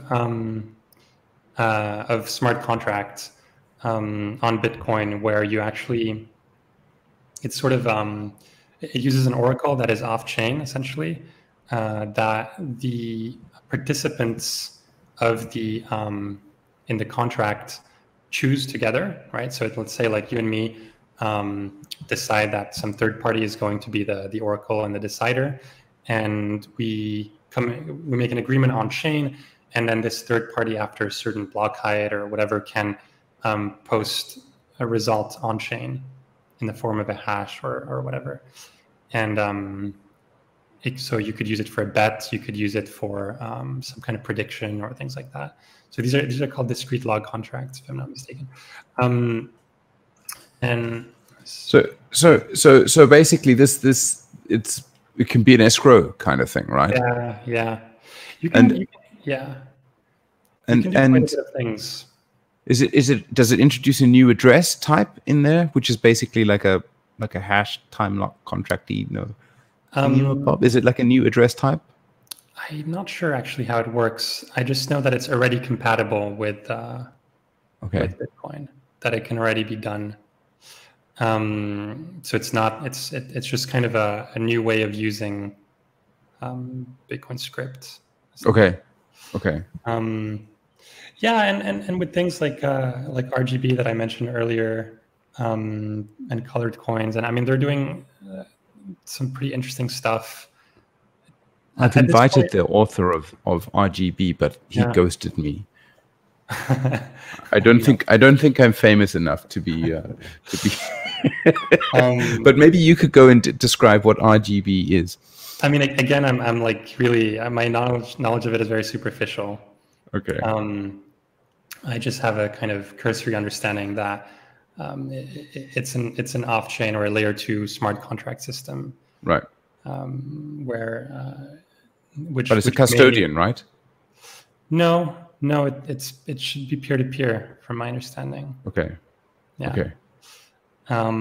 It has multiple layers. It's a fairly complex system, and I think one of the problems is just the fact that it's just not been implemented. So it's like there's all this, there's a lot of inventions or potential there, but not enough people to actually implement these things and productize them or productionize them, right? Even if you look at Lightning, it's still, the Rust implementation is still in the making. There's a lot of stuff that hasn't been implemented yet. It's interesting because there are a lot of specs out there, like the stuff you're working on, the drive chains or the hash escrows, or all those things are like super interesting ideas. And it's not that people don't find them interesting or valuable. It's that no one has a time plus ability to implement these things correctly. They're very complicated, right? Yeah. It's like just even the sort of like understanding the basics of drive. Like, I mean, I wouldn't have gotten into drive chains had I not seen somebody tweet about, BIP 300, that I went into it. I'm like, oh my God, this actually solves this problem that I want to do with Bitcoin, which is to solve the fungibility issue, right? But it opened up so much more because it became a confluence of another thing I wanted to do, which was this Lightning concept. But then, like, the current Lightning as is directly on the main chain, it's not going to be able to lift up the entire humanity onto the second layer. It's just not going to happen because there's not enough block space to do all that. Even if every transaction is a Lightning channel open or close. Exactly, and it just can't handle that. You just can't. It's not possible to handle this. So it's going to have centralization effect because it's going to be like, then it's going to definitely become a custodian solution. And that's no different from Twitter, Facebook concepts. I mean, centralization. Also, it's a no go for me because it's very easy for a state actor to sort of like, intercept their entire country and just say, mandate to every ISP, you need to reallocate the IP addresses of everybody every day. What's going to happen? All those Lightning contracts are just going to die. They're all just going to fall out the trees. And it's just going to be extremely costly for everybody to set up and tear down contracts and run business as is. You cannot do this. It's like, to me, it's retarded. I don't know. Maybe I'm being a little bit too. I don't know. Maybe you can call me on this. Am I being retarded? I don't know. I mean, I thought the principle was that you could have hierarchies of channels, and you could you didn't have to directly use block space. You could have a sort of tree-like structure where, a Lightning network could be on the 4th or 5th layer, and they could borrow liquidity from one layer up, sort of thing, and then eventually you'd end up in the base layer. I don't know if that's possible today, but hang about. So let me understand let me repeat. So, and then you correct me. So basically, maybe there would be like a few large high liquidity actors, and they would form the backbone. They then set up peering contracts with each other, and it might be maybe 50, maybe 100, maybe 10,000 Bitcoin that goes between these things, and then you go to one of these centralized actors, and then set up a contract from there. But like, how do you do that? Do you see what I mean? Like, I'm on their system. They have control over my contract. How are you going to do like recursive? How are you going to do layered contracts? I don't know. I don't think you can. You don't think this is possible? Not in the current model, no. Because if all channels need to be opened on the base layer, then I agree it's not going to scale. But if you can somehow say, okay, I'm going to open a channel, I'm going to sort of, escrow with a third-party provider, that it doesn't have to be a specific one. I could just pick one at random, even that has enough liquidity. They take my risk. I take counterparty risk also. And then once enough channels have settled on their side, they can settle on the main chain, right? So maybe this is not possible with the current Lightning protocol, but I imagine that would be the way forwards. Yeah. So this is how I sort of came into Paul Stortz's drive chain concept, because he's got something called Thunder. Now, Thunder basically it's a blockchain which is specifically designed to be 100% designed and engineered for Lightning. But then you might start off with like maybe a big block on a side chain, which is not a controversial thing. No. So already you got like 10 megabytes on a side chain, which you can lift up a large amount of people into that, and you still got your Lightning facility. Or it might be like, for example, thunder.asia. And then maybe America goes first with a 10 megabyte, and then Asia goes second with a 20 megabyte, and then somebody else comes up with a gigabyte block size. That will allow you to really lift up a lot of people, and they're all just set up and tear down channel creation contracts. And of course, if you wanted to go to the United States from Asia, you would close out one of the contracts, collapse down to Bitcoin main chain, open up a contract in the United States, and then set up something over there. But that's an escrow. It's a hash rate escrow thing. You were mentioning, using a centralized actor, which would be a custodian. But whereas in the drive chain concept, it's using the miners essentially as the custodian. It's like this is sort of like a trickle down over 3 months, and then the miners can sort of vote on it. And even then, it's miners sort of competing with each other to get this thing. So there's a element of security associated there. So it's like, it sounds like this kind of direction is something that seems more, I don't know, valid. Anyway, I think I feel like I'm getting onto a bit of a rant here. No, but this is what I mean. There's so much potential and so many valid ideas out there. Sorry, the connection's breaking up. Hello. Hello. Okay. Yeah. Please repeat. Yeah, I was just saying this is what I mean. There's so many valid and interesting ideas out there. It's just there's not enough bandwidth to implement them. Because I do think I'm very optimistic about Bitcoin evolving, and it's because I don't necessarily think the base layer needs to evolve for Bitcoin to evolve. Right. I'm more on the conservative side in terms of the base layer. I think there cannot be any flaw in there or any bug, or like it's extremely critical. So we shouldn't be adding things on there. It should only contain what is necessary for all of the complexity we want on the other layers, on layer 2 and 3 and whatever. Right. Yeah, I agree with you. Yeah. And this is kind of the opposite approach of what Ethereum took, which is why it's like impossible to implement an Ethereum full node, or it's like insanely complicated. It's insanely expensive, and there's endless issues. I like to joke with my friends. It's another one of these my first bytecode.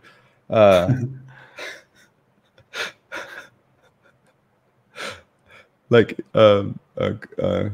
a compiler basically, or interpreter. It's kind of funny. It's like when you look at that yellow paper, you're just like, what the fuck are you doing? What the fuck are you doing?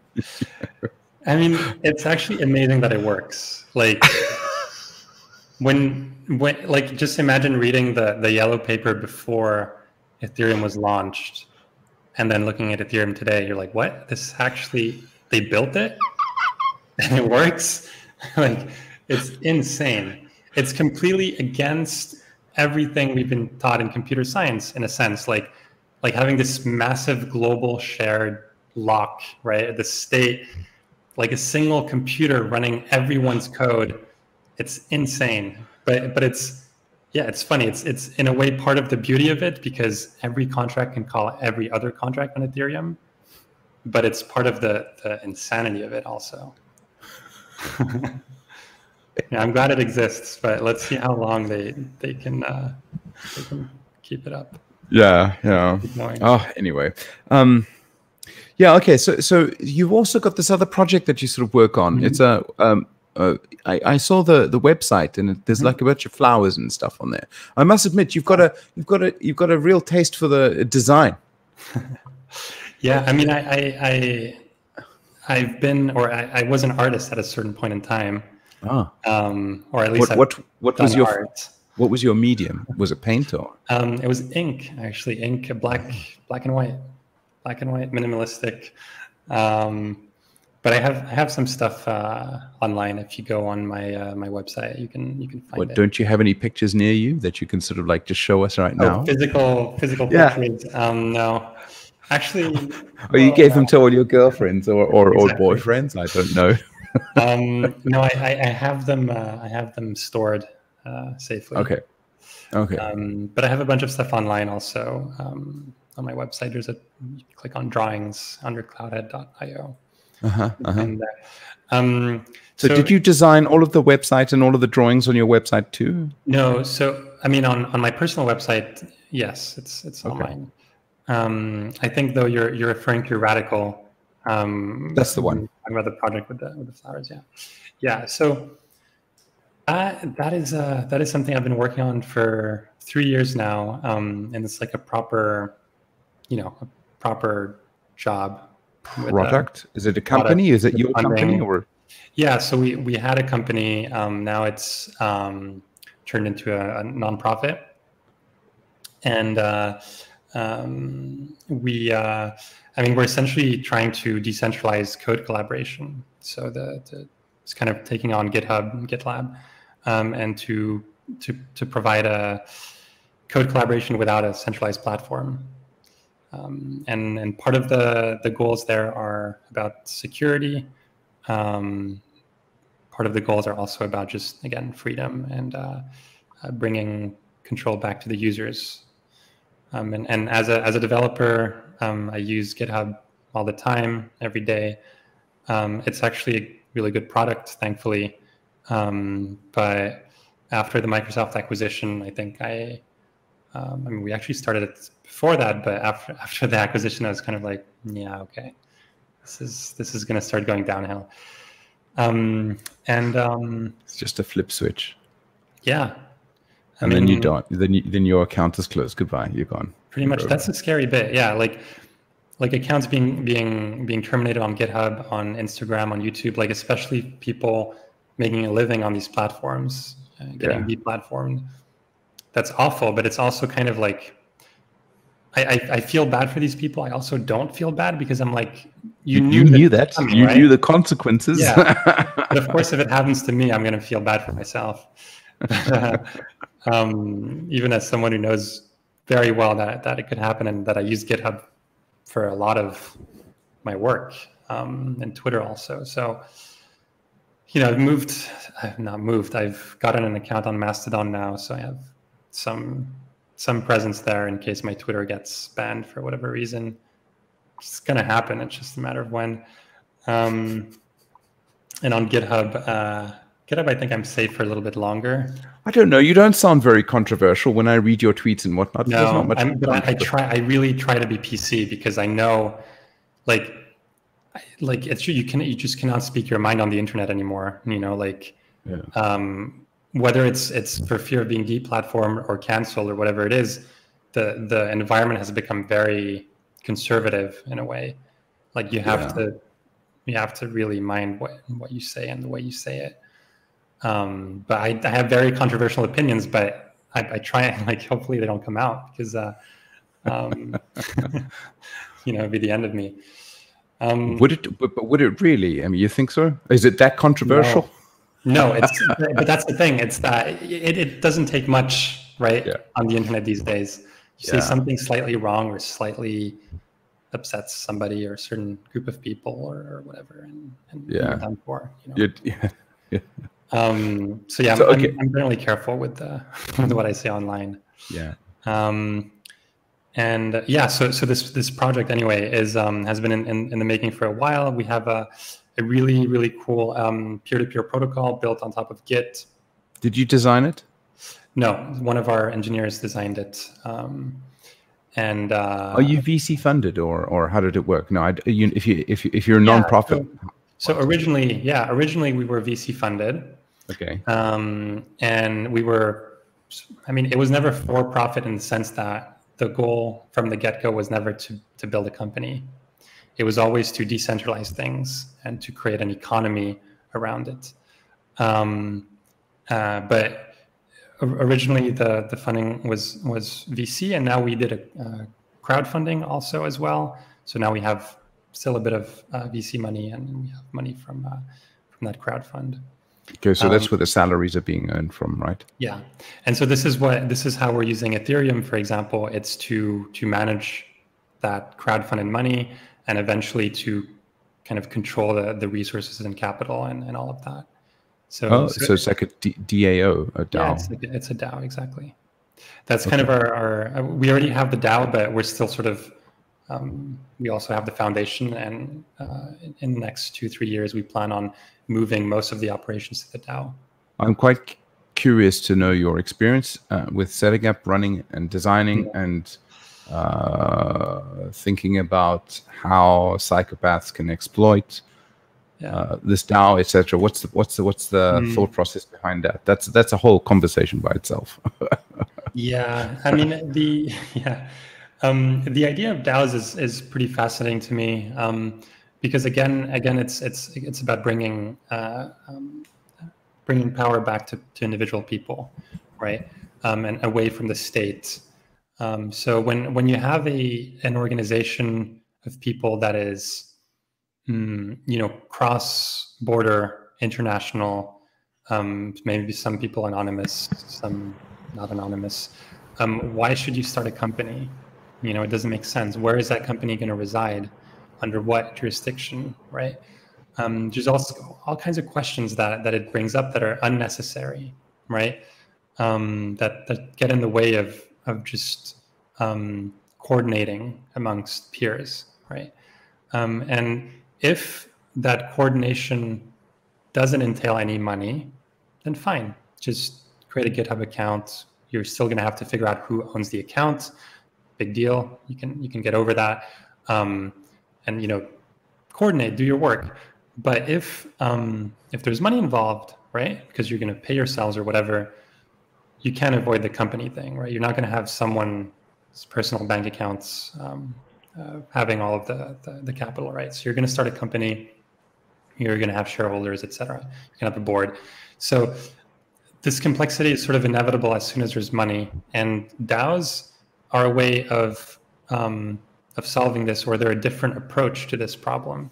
You essentially have an internet company where you have a contract that controls the funds, and you have addresses or accounts that control the contract, right? And you can use it as a coordination tool, and you can use tokens to coordinate voting, right? So the sort of initial distribution of tokens determines the initial power, right? So it's the same thing as shareholders in a company. And you're talking about psychopaths.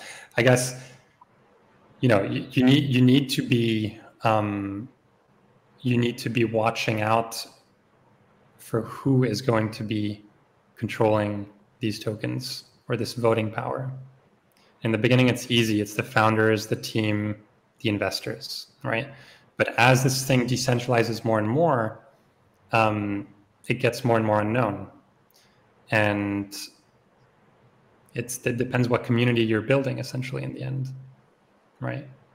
There's a lot of research into alternative voting mechanisms, right? There's tons of research, but there hasn't really yet been something that is so obviously right that people are adopting it.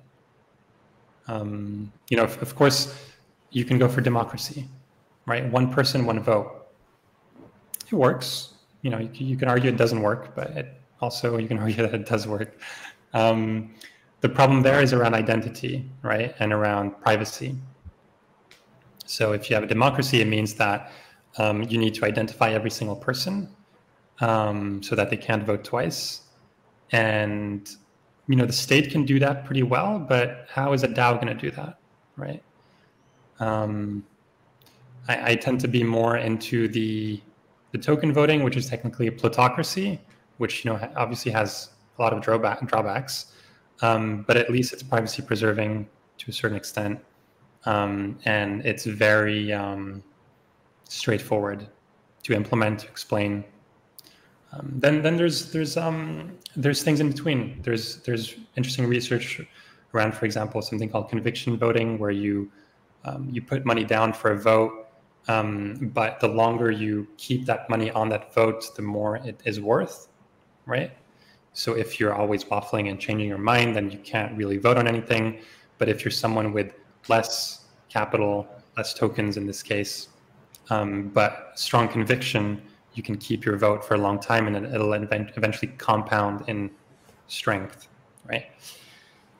But again, all research, it's kind of not clear yet or obvious what DAOs are going to look like in 5 years. Right. Okay. So within this organization, I suppose I don't want to ask too many privacy, you know, sort of revealing questions, but like how many actors are in this, or participants, and how long have you had this DAO set up? So the DAO has been set up since February, so this year. If you count every token holder as a member of the DAO, which is definitely one way of counting things, it would be in the thousands. If you counted more in terms of sort of core contributor to the project, it would be in the dozens. To give you an idea, a rough idea. And then they can earn equity by contributing code? Yeah. Equity in the sense of these tokens. Exactly. That's kind of the idea. We're still putting a lot of these schemes in place. But essentially the idea is that the DAO will be paying for contributions to the ecosystem using its native token, but also using probably... Okay, so bounty through a process of bounties, or something similar like that. Exactly. Yeah. Okay. Yeah. All right. And then, so what would motivate programmers to say, okay, you got a token here. Why is this valuable to me? Or will they just ascribe value to it because they like the idea behind the project? Right. So there's a couple of things. I think first of all, you would probably want to reward both with the voting token and some kind of stable coin, right? So that you're earning money and you're also earning voting power. You're earning both, right? That's the first thing. The second thing, I guess, is that the voting power is ownership, right? Like I can't vote on the GitHub board of directors, right? I can't vote against their new like AI-based code completion. Right? Oh Jesus! Yeah, right. Exactly. So, or let's say they remove some feature that I use. I can't vote against that. So users don't have any control over their platforms. They can shout, they can scream, but they in the end don't control the platforms. So this is a way for users to control the platform, essentially. It's also a way for users to benefit from the upside of these platforms, right? So, I think Airbnb was talking about this at some point where they were thinking like, well, wouldn't it be great if hosts, like Airbnb hosts, could own Airbnb stock, right? Because they're contributing to Airbnb, yet Airbnb is making much more money off of their backs, right? It's in the same way that, like, if you're a Google employee, you get Google stock, so that you're not just getting a fixed salary, you're also getting part of the upside of the company doing well, right? So this concept, which is being called ownership economies now, is also part of this, and also really interesting. So if you've contributed to Radical, you should be able to benefit from Radical being successful in the future.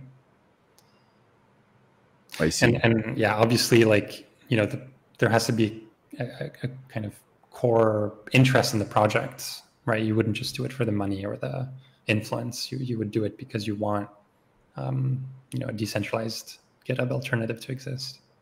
And how far is this project along? Is it? It's all open source, right? Yeah, it's all open source.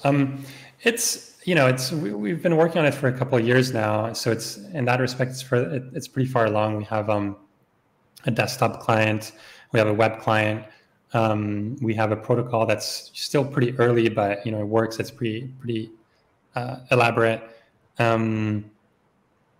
But I would say it's still very, very early in the sense that you can't migrate off of GitHub yet.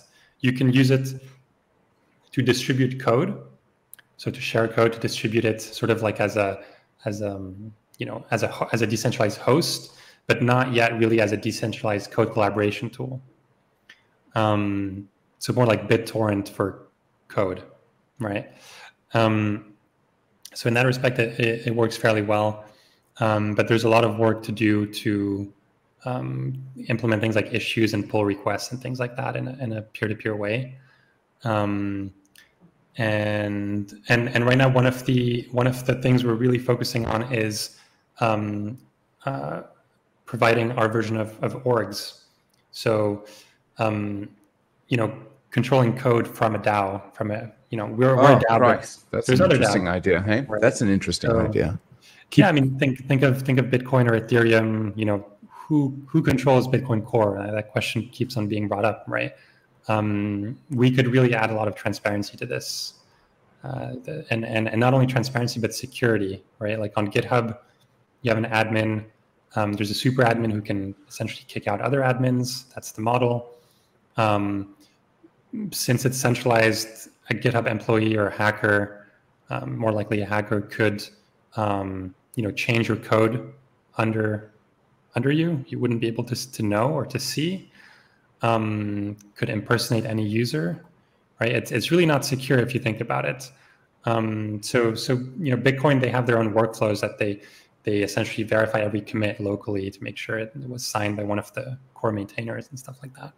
But we're trying to provide this for free for everyone, right? So you don't need a special workflow. You just kind of out of the box know that the master branch is verified by one of the core contributors, right? That they put their stamp on there, they signed it, that is legit, right? So this kind of infrastructure for teams or DAOs is one of the things we're focusing on this year. Where are your struggling points at the moment? I would say there are a lot of moving parts, right? Like when you have something like GitHub, it's just one thing where everything is, they just have a big database and a front end, and it just all works there. But for us trying to build this peer-to-peer, we have the peer-to-peer protocol. Then we need to consider where the code is hosted at this current point in time, or maybe in multiple places, but we need to find one place where it's hosted. Then you have the access control. You have eventual consistency because it's peer-to-peer, so you may not have the latest, and then you have the blockchain, and that's a different system which has its own kind of guarantees. So bringing all of these things together is what's really difficult, I'm finding, under a kind of experience that is even remotely as close to what you get on GitHub, right? It's very, very hard to get all the pieces together and make them feel like one when they don't even have the same sort of availability guarantees or like designs, right? That's definitely one of the things. And then I guess it's just work. There's the things like signing of commits or signing of branches. there's a lot of different moving parts to that. You know, there's the Git commits, but then, you know, how do you associate a Git commit with an address of a user on a DAO, right? You have to create this association somewhere. It needs a proof. That proof needs to be verified also, to make sure that the signer is actually the person you think they are. Like there's just a lot to it. Yeah. Actually, I would suggest you might take a look at my protocol. Yeah. I think it might be able to solve a few of these issues. I'd be interested. Yeah. In the sense that actually within this protocol, actually we remove the because currently IP is the sort of the narrow waist of the networking protocol. Do you know what I mean by the narrow waist? So, okay, if you've got an hourglass infrastructure, so IP would be at the center of the hourglass infrastructure, whereby all the components that move the bits are on the bottom side of the hourglass, and everything that uses the bits is on top of the thing. But both sides see the IP address. Now IP is basically the center point, and it's also an indirection to the actual to your actual data. So this means that every time you want data, you have to go through an IP address, or something that is very close to an IP address. In my networking protocol, basically, I shift the narrow waist away from IP, and I move it to the hash, your public key. So whenever you want to do something, you just say, okay, this is the public key I want to do, and then slash what you want to do. So it'd be slash, clone this GitHub repository, something like that. And then that app would say, okay, yeah, I know what to do. And then the network would see this packet, and it would find the node that physical address eventually. Yeah, exactly. And it could be an IP address. It could be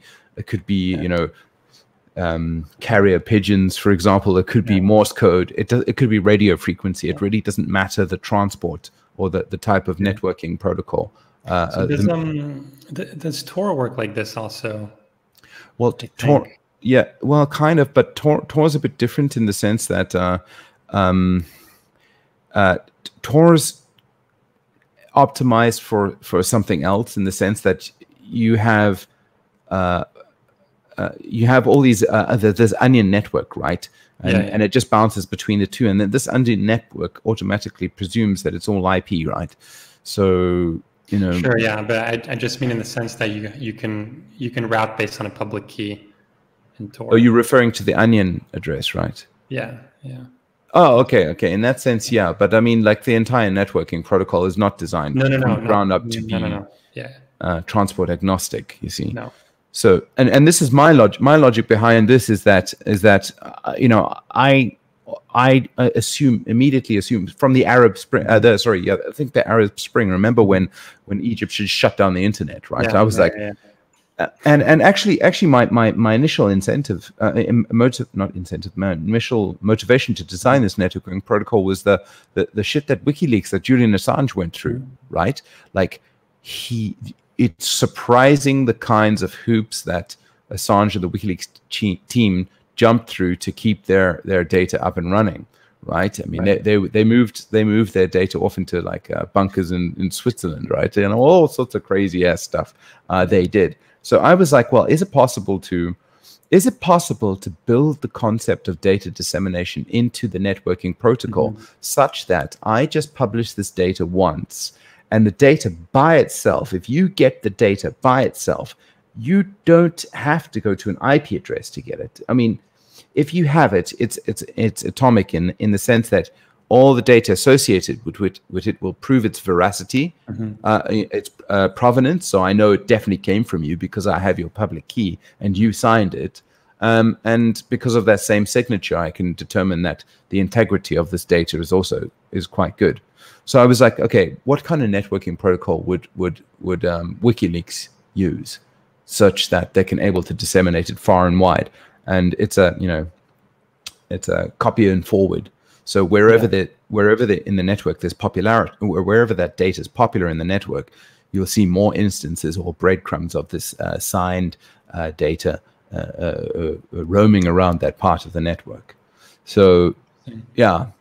So in this way, you can remove the entire abstraction, and you just and it simplifies things for the application programmer, because all you really care about now is coordinating between known key pairs that you know about, and then you can do separation of concerns. Yeah, no, for sure, because like physical addresses are just kind of annoying. Like in most cases, maybe not most cases, but in a lot of cases, you're not interested in the physical address of a peer. You're interested in the data. Right? Yeah. And especially for our protocol, the data could be on multiple physical addresses. Doesn't matter, since it's all verified and signed. You just want to get the data. It doesn't matter from where, and you can verify it. And so there's so much plumbing. There's so much plumbing that goes into just getting that data. And in this case, it's like, be damned with all the plumbing. I actually don't care. Network, go and find me the data. Sorry? You're doing the plumbing for everyone else. Yeah. Someone has to do the plumbing. It cannot be avoided. Yes, I'm doing the plumbing. Oh man, but it's kind of fun. I've learned a lot there. I've learned a lot, and I have newfound respect for those guys who did all the networking protocols like TCP, IP, and all of that. I have newfound respect for them. But also, it's kind of annoying because it's a 60-year-old protocol. Yeah. Pretty much, not much has changed. And it makes me wonder, is it just so damn difficult that nobody's willing to take up this battle? Where are the bells? Where are the Bell research labs nowadays? They're not. I know. It's because the TCP stack is buried so deep in operating systems that it's impossible to get rid of it or to replace it. It's just kind of forever calcified. It's one of those things we're just gonna have to deal with until the end of time, I think. Quite likely. But I mean, but as a result, it's like there's not an ounce of security built into that protocol. No. So as a result, because of TCP/IP, we will, if we choose to continue going this way, we will forever be plagued by data dissemination monopolies like Facebook, Twitter, Amazon. Because right now, for example, if I trust it's your data, I go to your Facebook profile, for example, and I just assume that's your stuff. So, but actually, I'm going to Facebook. As you said, it's a centralized model, right? So they can show whatever they want. Yeah, exactly. But that architecture stems directly from, I perceive it this way. That architecture stems directly from doing a data dissemination over a point-to-point communication network, which is TCP/IP. Yeah, I mean, you need, in the end, we're talking about a physical world, right? So you're going to have to put the physical layer somewhere, right? You're resolving the public keys to some kind of IP address, some physical address at some point, because we can't, right? The computer is a physical machine in the end. And so if you're going to send something to it, at some point, you're going to have to get its IP address or some other identifier that lets you send it to a specific machine. There's no resolution, though. Yeah. There's no resolution. So it would just take the data and sort of flood it out. And then it would go over, and then each node might have maybe, for example, 5 different links. And each link might be, for example, UDP, maybe TCP, maybe stenographic embedding over SMTP, for example. Or another one would be a laser connection to a neighbor over there. And it would just flood that particular. Yeah. No, I mean, we've ingrained a lot of our assumptions into the core protocol stack, and now exactly. it's very hard to. Now what people are doing is they're building on top, right? So like DAT and IPFS and BitTorrent and all, they're built on TCP and UDP, and they're trying to provide this abstraction, but on top of a bunch of existing layers instead of underneath them or instead of them, right?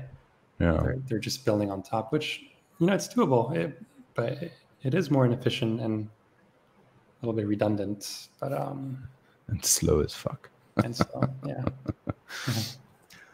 Well, anyway, I mean, okay, so this and then you've probably got another 3 years before it actually becomes quite usable, in the sense of like, organizations on the DAO and pull requests and issues, etc. Yeah, I would say a couple of years. Yeah, for sure. Yeah. I think we can onboard. We're going to start onboarding some users now who are more interested in the aspect of controlling source code as a DAO or as a team, right? So not the collaboration part, but really the access control and making that decentralized and secure. So that's something we can actually launch. We are launching fairly soon, and it's doable. But for the other set of features, which is more around collaboration, that's probably going to be another year or two. Yeah. I think. Yeah. So what other sort of insights have you got? I'm going to throw the stone and let you see where it sort of lands. What sort of like things have been coming into your mind? What sort of been interesting you lately? Something you want to chat about? Something that's exciting to you? New technology, etc. Very open-ended question. There's a couple of things, I guess. One thing that came about that I found not super new, but still new is the whole RISC-V architecture. I'm quite excited about this because I would like to one day own a computer that is entirely open source, from the hardware to the software. Right now I can do that with the software, but not really with the hardware, or at least not, practically speaking. I know there are some solutions out there, but and yeah, RISC-V or RISC-V, however you say it, is I would say one of the very promising projects that might enable a whole slew of high performance open source CPUs, maybe GPUs even, to create an architecture from, right? Because right now we have the Intel and AMD monopoly.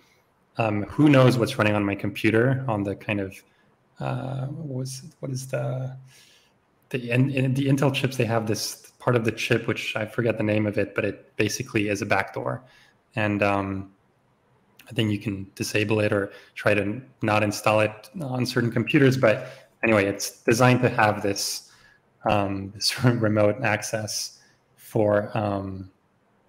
I think for administrative reasons, but of course it's been exploited. So that to me is super exciting, and maybe one day I will have time to contribute to that and to reimagine the operating system from the ground up with that architecture. That's something I'm super interested in, and same thing with hardware wallets. I think we haven't even seen the start of hardware wallets. Like the Ledger, is good. The cold card is great, I would say, but there's so much more potential there. Where would you see this potential? How would it go? But the thing is, like, I don't know. Should we skip over the RISC-V stuff? Like, yeah, I really like the idea of this open source instruction set. I think that what's it? Hi5. Is it Hi5? Yeah, exactly. They have they're actually part, like the team that designed RISC-V are working on this implementation. Yeah. Right. Yeah, I don't think there is actually an implementation out there yet. Is there? Yeah, the Hi5. No, in hardware, like as in they've released actually hardware that works. Yeah. When? Like a year ago or something. Oh, okay. I must have been underneath my rock. I think it's fairly expensive. Like, it's more of a developer board that you can use to experiment with rather than consumer, because it's quite expensive for what you get. And I think there's a Chinese project also that is because when there was all the embargoes with Trump, and they basically prevented U.S. companies from providing chips for I think it was Huawei or one of the big telecoms in China. They started to be interested in open source solutions, aka RISC-V. So it may come from there. If we have like trade wars, that'll actually be great for open source. Well, open source instruction sets. At least that part. Yeah. No, but even operating systems, right? Like if Microsoft is not allowed to sell Windows to the Chinese, or I mean, in Europe already they're allowed to use Windows, but they don't want to be so dependent on American products, and so they use Linux in government usually. Yeah. No, so that's definitely interesting. Open hardware is something I kind of keep. I'm always on the lookout for. Yeah. We can move into the wallet ideas. So what's your thoughts on the current situation? I still find hardware wallets very like unergonomic and a pain to use, and not very well built. Also physically, if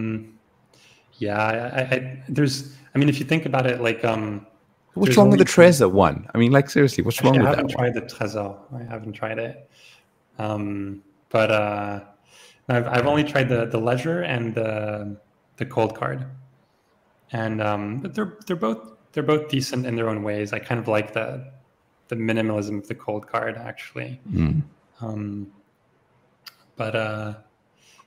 don't know. I think it's the very beginning. You don't have big companies building hardware wallets yet, like companies with the budget of Apple or Google or Square. That's a good point.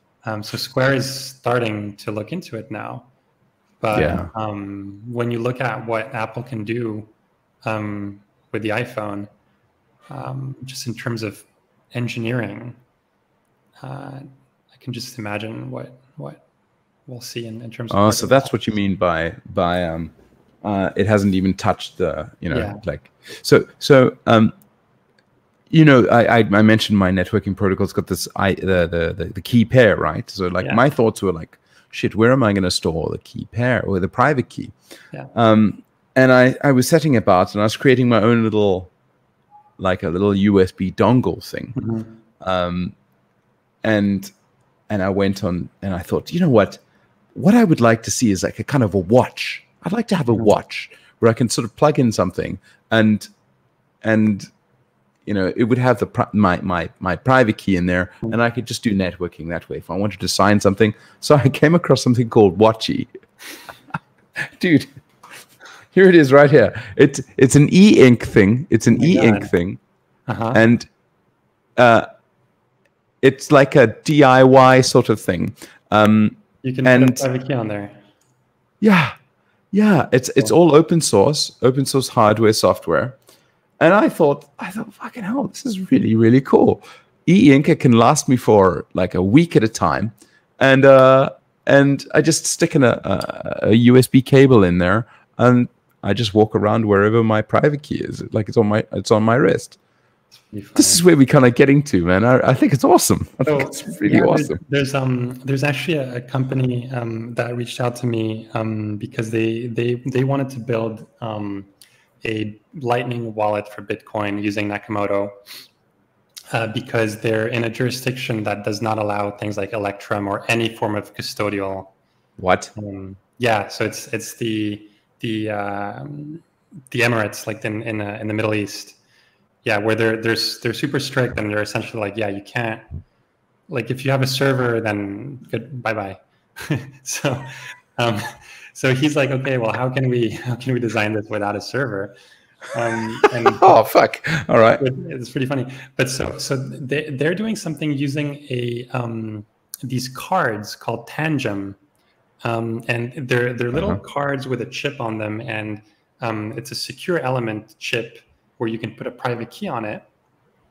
And then you have a mobile app on your phone that has NFC technology, and you just tap the card on your phone every time you want to make a payment or do stuff like that.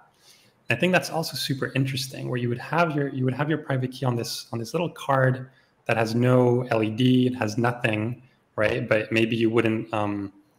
You would still have like a PIN code on your phone or wherever you're using the card, but the card is portable. You can put it in your pocket. You can even gift it to someone or whatever. And it has your private key on there. And yeah, and then the wallet is just the mobile app, or the mobile wallet is just an interface to the private key. It doesn't actually hold the private key. So, but they would still have a server though, right? Well, they're trying to do it without. Okay. The only problem is Lightning, because the user kind of needs a Lightning node and an established connection. So if you turn your phone off and back on, like, yeah, there's some issues that they're trying to resolve, and actually they're really into Thunder and all those things. They're like crazy for it. And I'm like, just relax. It's going to take you like 3 years to even build this. Don't get too excited about it. But yeah. I suppose Nakamoto is opening up a lot of doors for you too. Yeah, I mean, it's you know, I mean, I don't do it for a living or anything, but there's been more and more interest, or like commercial interest even. People who want this or that feature developed. So I've had some offers for sponsorships and things like that. And you've turned them down though, right? Not all of them. I've taken some when it really aligned with the vision for the project. You know. Okay.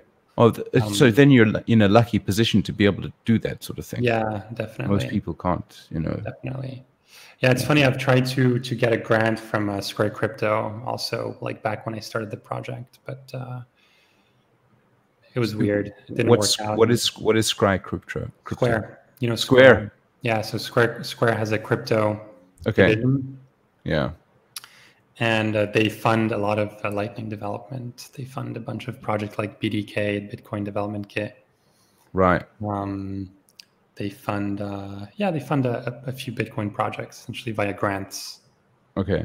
Yeah. Yeah. No, I don't know. Hey, I'm very jaded when it comes to applying for funding. Hey, I just am. It's like it's got to be like mass appeal or I don't know.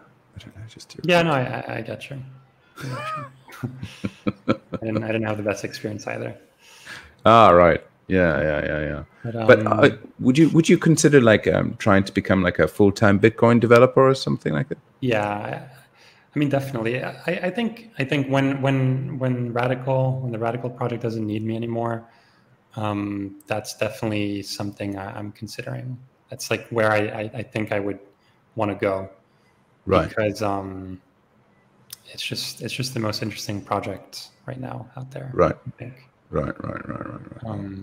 And yeah, if I could find work where I still have my freedom, you know, I wouldn't want to. At this point, I don't want to work for someone anymore. Mm-hmm. But somebody's got to pay, right? Yeah. Someone has to pay, but I don't want a boss. How does that? Okay. I mean, it works. What happened to the capitalistic division of labor, sort of thing? You know. Sure. I think if I can sort of jump from project to project and of course be paid for my work and have someone to report to, but not in a subordinate type of relationship, if that makes sense. Well, then I think a lot of Bitcoin developers have that actually. Yeah. Mm-hmm. You know, they're sponsored for work on Bitcoin Core or Lightning or whatever. That would really so their mandate is just basically work on Bitcoin. Exactly. You've already got a proven track record that you work on Bitcoin. You've gone through the suffering of working for free essentially, and then like we'll keep you going. Just keep doing what you're doing. Exactly, that would be ideal. Yeah. And Nakamoto, I think, gets you quite far along the path. It's something, yeah. And it's not complete, is it? No. So what's missing? for example, if I wanted to build drive chains, use Nakamoto for drive chains, like what would I be missing out? What would I be cursing at the heavens for? So actually, like now, so I have a branch now under TX processing that adds a lot of the missing functionality, mainly around client-side filtering and dealing with transactions and confirmations and things like that. So once that's merged, the main thing that is going to be missing is actually the Sybil resistance around client-side filtering. So more of a security feature rather than a end user feature. More of a productionization related thing, rather than a missing feature. And that's kind of going to be the last, I would say, big thing that I would say, like, wait, don't use this in production yet. Okay. Well, I'm going to be using it. Sure. Yeah. I won't wait. No, you don't. Don't wait. Because if you're saying like, yeah, I have like millions on the line. Should I use this? Yeah. But definitely start playing around with it, and yeah, it's mostly feature complete, I would say, at this point. And except for the TX processing, but that's going to be merged at the end of the month. Oh, good. Yeah. And what's sort of missing from that? Actually, let me look that up quickly, because I have the is missing from that. Mainly replacing transactions. So the ability to kind of like compatibility with the RBF, so replaced by fee. Right. That sort of thing is missing. And a little bit better retry mechanisms. So there's certain things that are not retried at the moment. So like such as you try to fetch filter headers. Okay. If the peer is not giving you the filter headers and is just ignoring you, it's probably just going to hang there, and you're not going to get those headers until it's disconnected, and then it'll reconnect. I mean, it's just kind of non-optimal right now. So it's just some networking stuff essentially that. Okay, so I suspect I see where there might be an issue, because the current drive chains, they have an older fork of Bitcoin Core, which might not support this client-side filtering. So I need to speak with Cryptax to see if that is supported or not, and if not, then start to either encourage them to do it or do the heavy lifting myself to. I mean, you're sure you're going to need client-side filtering? Because I don't know, dude. I don't know. Like you told me about client-side filtering. It's the first time I've really heard of it. Right. I mean, you need that if you want to verify that a transaction is in a block, or that you were paid or something, which I don't know. I mean, for Lightning, you need more things like checking that a UTXO. Well, this is not necessarily for Lightning. This is more for side chains of the. I'm just saying different use cases need different things from a light client. Right, and so, right. If it's just verifying block headers, then that's easy, Yeah, it's job done. Job done. But yeah, let me know. Cool, man. Yeah, that's cool. Well, kind of like I'm feeling quite kind of happy about the conversation, though we are quite, we started about 8. It's normally these conversations go on for another hour or so. Really? Oh wow. Oh yeah. Are you getting a bit tired? Hey? I'm running out of saliva. Well, I mean, we can sort of cut it here naturally, but I really appreciate this chat with you. It's been great, sort of like seeing the face behind that beautiful code that you write. Thank you. Like maybe next time I come through Switzerland, I'd love to have a beer with you. Definitely. And I suppose, can you reveal the information about what city you're in or operational security? I'd rather not. We will stop the recording, and then you can tell me afterwards. Yeah. But you also speak with a bit of an American accent there. Yeah, but I'm not. I'm French, actually. You've been watching too much Friends, haven't you? Yeah, or like the equivalent of, yeah. I grew up learning both languages actually. Okay. So that's probably it also. And I lived in Canada for quite some time and worked with Americans. Okay. Are we talking years here? Yeah. Okay. Toronto? Vancouver and Montreal. Okay. Yeah. Oh, nice parts of the world. Anyway, Alexis, thanks so much. Thanks, Stewart. All right, man. Let me just kill the recording and